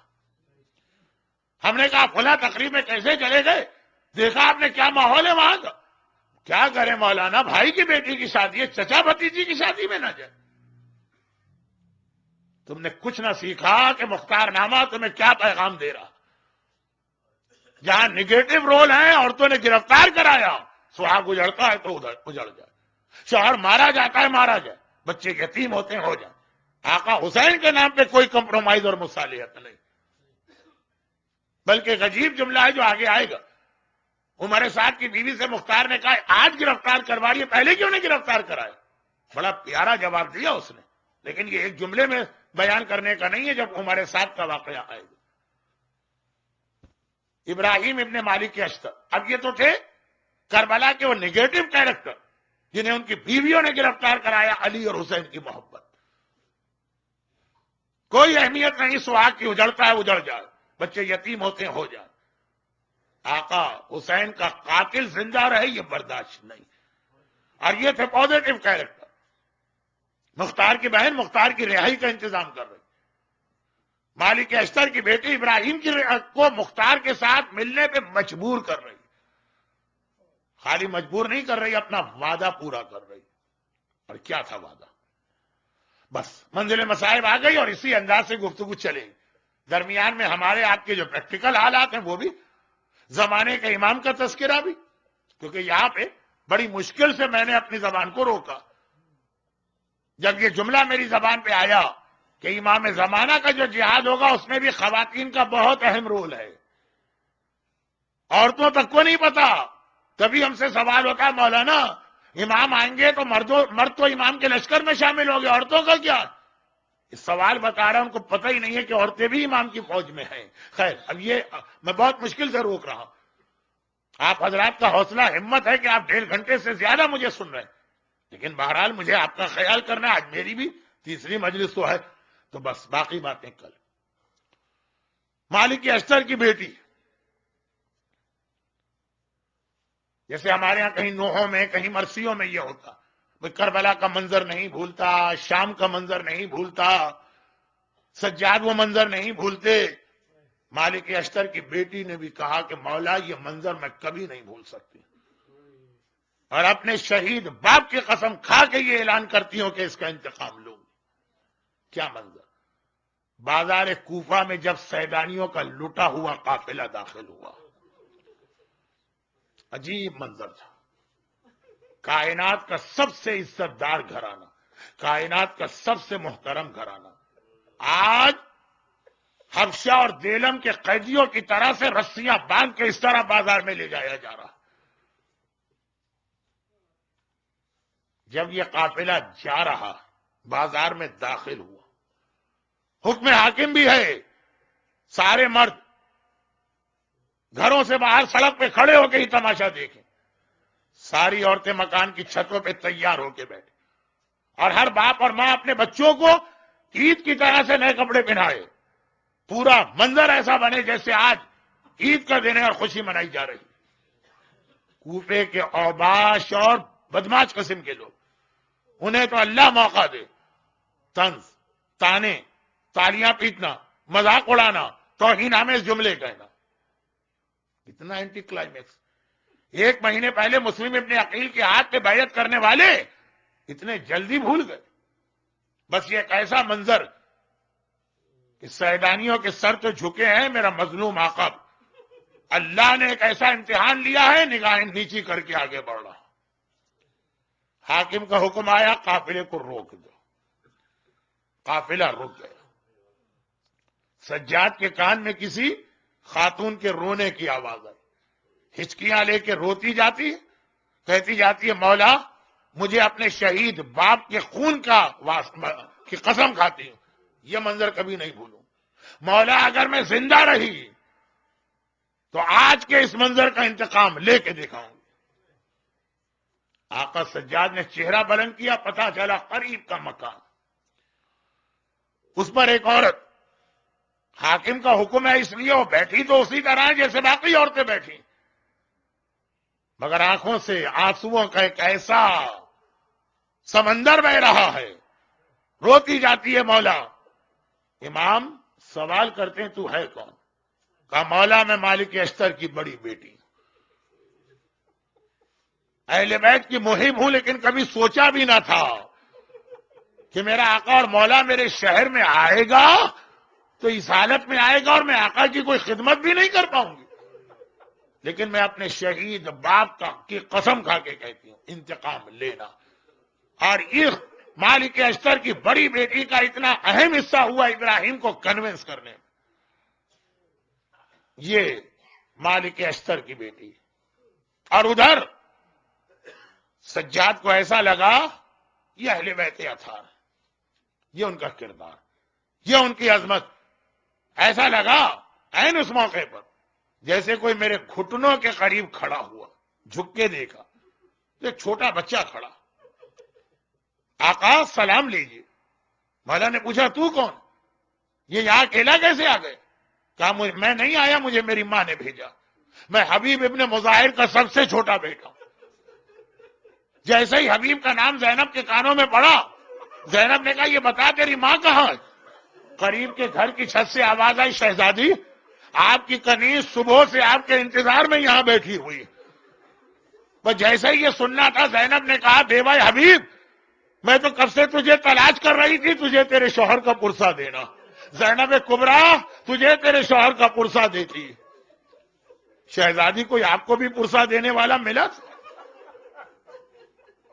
زینب کو پرسہ دینے والا تو کوئی نہ ملا، چادر چھیننے والے بے شک تھے، کوڑے برسانے والے بے شک تھے، بازوؤں میں رسی باندھنے والے بے شک تھے، لیکن جہاں سے مختار نامہ شروع ہوا آخری جملے وہیں پہ لا کے ختم کر رہا ہوں۔ میں نے جملہ کہا نا کہ شہزادی آپ ہر ایک کی بیواؤں کو پرسہ دے رہی ہیں، کوئی ہے آپ کے غم میں شریک؟ تو ہاں ہے تو کوئی۔ تاریخ کا فقرہ ہے کہ جب یہ قافلہ ابھی میں پڑھ رہا تھا، قافلہ کوفے میں آ گیا، رک گیا بازار میں، اور رکا بھی بڑی عجیب وجہ، کبھی کانفلکٹ آف انٹرسٹ ہوتا۔ عمر سعد کو جلدی ہے قافلے کو بڑھا کے لے جانے کی، جلدی کس بات کی؟ دربار میں جاؤں گا انعام پاؤں گا، انعام کی جلدی؟ اور ابن زیاد کہتا ہے خبردار قافلے کو جلدی نہ لانا، بازار میں روک دینا۔ عمر سعد کو جلدی تھی نا تو پوچھتا آخر کیوں روک دوں؟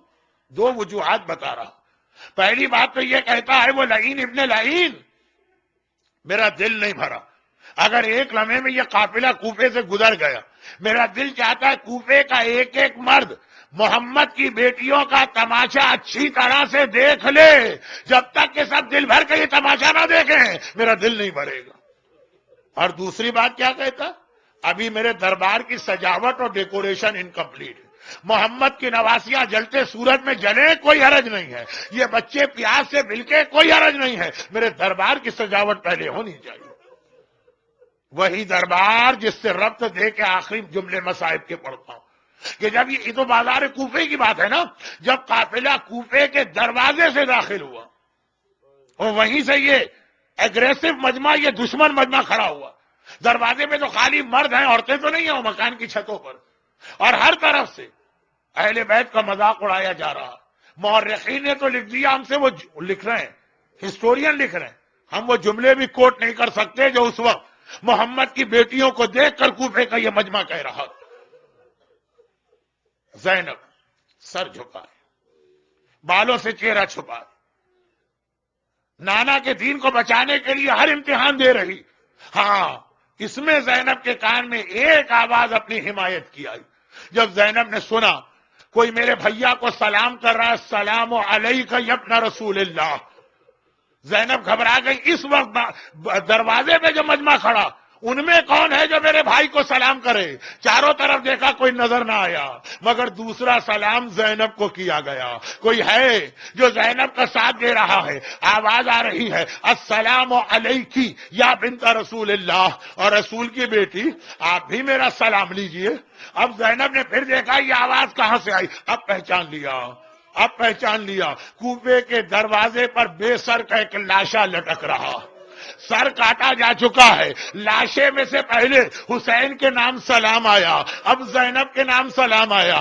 زینب نے سوال کیا، اے مظلوم بے گناہ جسے باب کوفہ پہ باندھ کے لٹکایا، شہید کر کے لٹکایا گیا، تو ہے کون؟ اس بے سر کے لاشے سے آواز آئی، شہزادی شاید آپ نے مجھے نہیں پہچانا، میں آپ کا سفیر مسلم ابن عقیل، 1 مہینے سے کوفے کے دروازے پہ اس انداز سے میرا لاشا لٹک رہا ہے، میں آپ کا انتظار کر رہا تھا، میرا آقا آئے سلام کروں، میری شہزادی آئے سلام کروں۔ اور جب یہ جو 2 جملے آپ نے سن لیے تو آخری جملہ سن لیجئے، کربلا کے بعد شہر مدینہ میں ایک آدمی آ کے کہتا ہے، مولا سجاد میں اس دن بھی ابن زیاد کے دربار میں تھا جس دن آپ کا چچا قیدی بنا کے لایا گیا، اور میں اس دن بھی ابن زیاد کے دربار میں تھا جس دن آپ قیدی بن کے آئے۔ ترتیب دیکھی نا، کوفے کے دروازے کے مصائب، پھر بازار کوفہ کے مصائب، اب سنیے دربار، خود دربار میں داخل ہوئے اہل بیت، مولا میں دونوں دن تھا،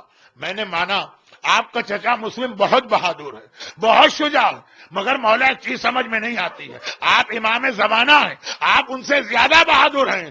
جب آپ کا چچا آیا کس شان کے ساتھ آیا تھا، لگ رہا تھا ہاشمی شہزادہ آ رہا ہے، ہاتھ بندھے تھے، سارا بدن زخمی تھا، ہونٹ کٹے تھے، دانت ٹوٹ چکے تھے، مگر سینہ تان کے آئے، کمر سیدھی کر کے آئے، چہرہ اٹھا کے آئے، ابن زیاد کی آنکھوں میں آنکھیں ڈال کے بات کر رہے ہیں، لگ رہا ہے علی کا داماد ہے۔ اور جب آپ آئے، آپ تو مسلم سے زیادہ بہادر ہیں، مولا جب آپ آئے تو میں نے دیکھا آپ کا سینہ سکڑا ہے، کمر جھکی ہے، چہرہ نیچے ہے، آنکھیں زمین پہ لگی ہیں، مولا آپ مسلم سے زیادہ بہادر، مگر یہ فرق کیوں ہو گیا؟ بس سجاد کا جواب سنیے، میرا مولا کہتا ہے تو نے سوال نہیں کیا ہے، میرے سینے میں تیر کھینچ کے مارا ہے، ہائے تو نے یہ تو دیکھا میرا چچا سینہ تان کے آیا، آنکھوں میں آنکھیں ڈال کے بات کر رہا ہے، مگر یہ خیال نہ کیا وہ اکیلا آیا تھا، وہ تنہا آیا تھا، لیکن آئے جب میں دربار ابن زیاد میں پہنچا، نگاہیں کیسے بلند ہو، محمد کی نواسیاں میرے ساتھ ہیں، علی اور فاطمہ کی بیٹیاں میرے ساتھ ہیں، ہائے میری بہنیں اور پھوپھیاں ننگے سار دربار کے بلوے میں لائی جا رہی، سجاد نگاہیں اٹھائے تو کیسے اٹھائے، الا ولعنۃ اللہ علی اعدائہم اجمعین۔ پروردگارا میرے مظلوم آقا پہ ڈھائے جانے والے ان مظالم کے انتقام لینے والے امام زمانہ کا واسطہ ان کے ظہور میں تعجیل فرما، العجل العجل العجل۔ خدا بندہ جب مسائل اہل بیت سنتے ہیں یہ آواز دل کی گہرائی سے نکلتی ہے، مگر جس طرح مختار نے یہ انتظار نہ کیا کہ امام میدان میں آئیں، اپنی ذمہ داری اہل بیت کے حوالے سے پوری کی، خدا بندہ ہمیں بھی خیبت کے زمانے میں اہل بیت اور کربلا کے حوالے سے اپنی ساری ذمہ داریاں پوری کرنے کی توفیق عطا فرما۔ خدا بندہ ابراہیم کی بہن زینب کبریٰ سید الساجدین کا نام سن کے جن کی آنکھوں میں آنسو آ گئے، ان آنسوؤں کو اتنا قیمتی بنا کہ رومال زہرا میں جمع ہو کر اس دنیا میں ہر مشکلات میں ہماری مدد اور آخرت میں ہماری شفاعت کا ذریعہ بنے۔ خدا بندہ گریہ کرنے والوں کے صف عزا پر اٹھنے سے پہلے ان کی ساری حاجتیں پوری فرما، غم حسین کے سوا ہمیں دنیا اور آخرت کے ہر غم اور پریشانی سے محفوظ فرما۔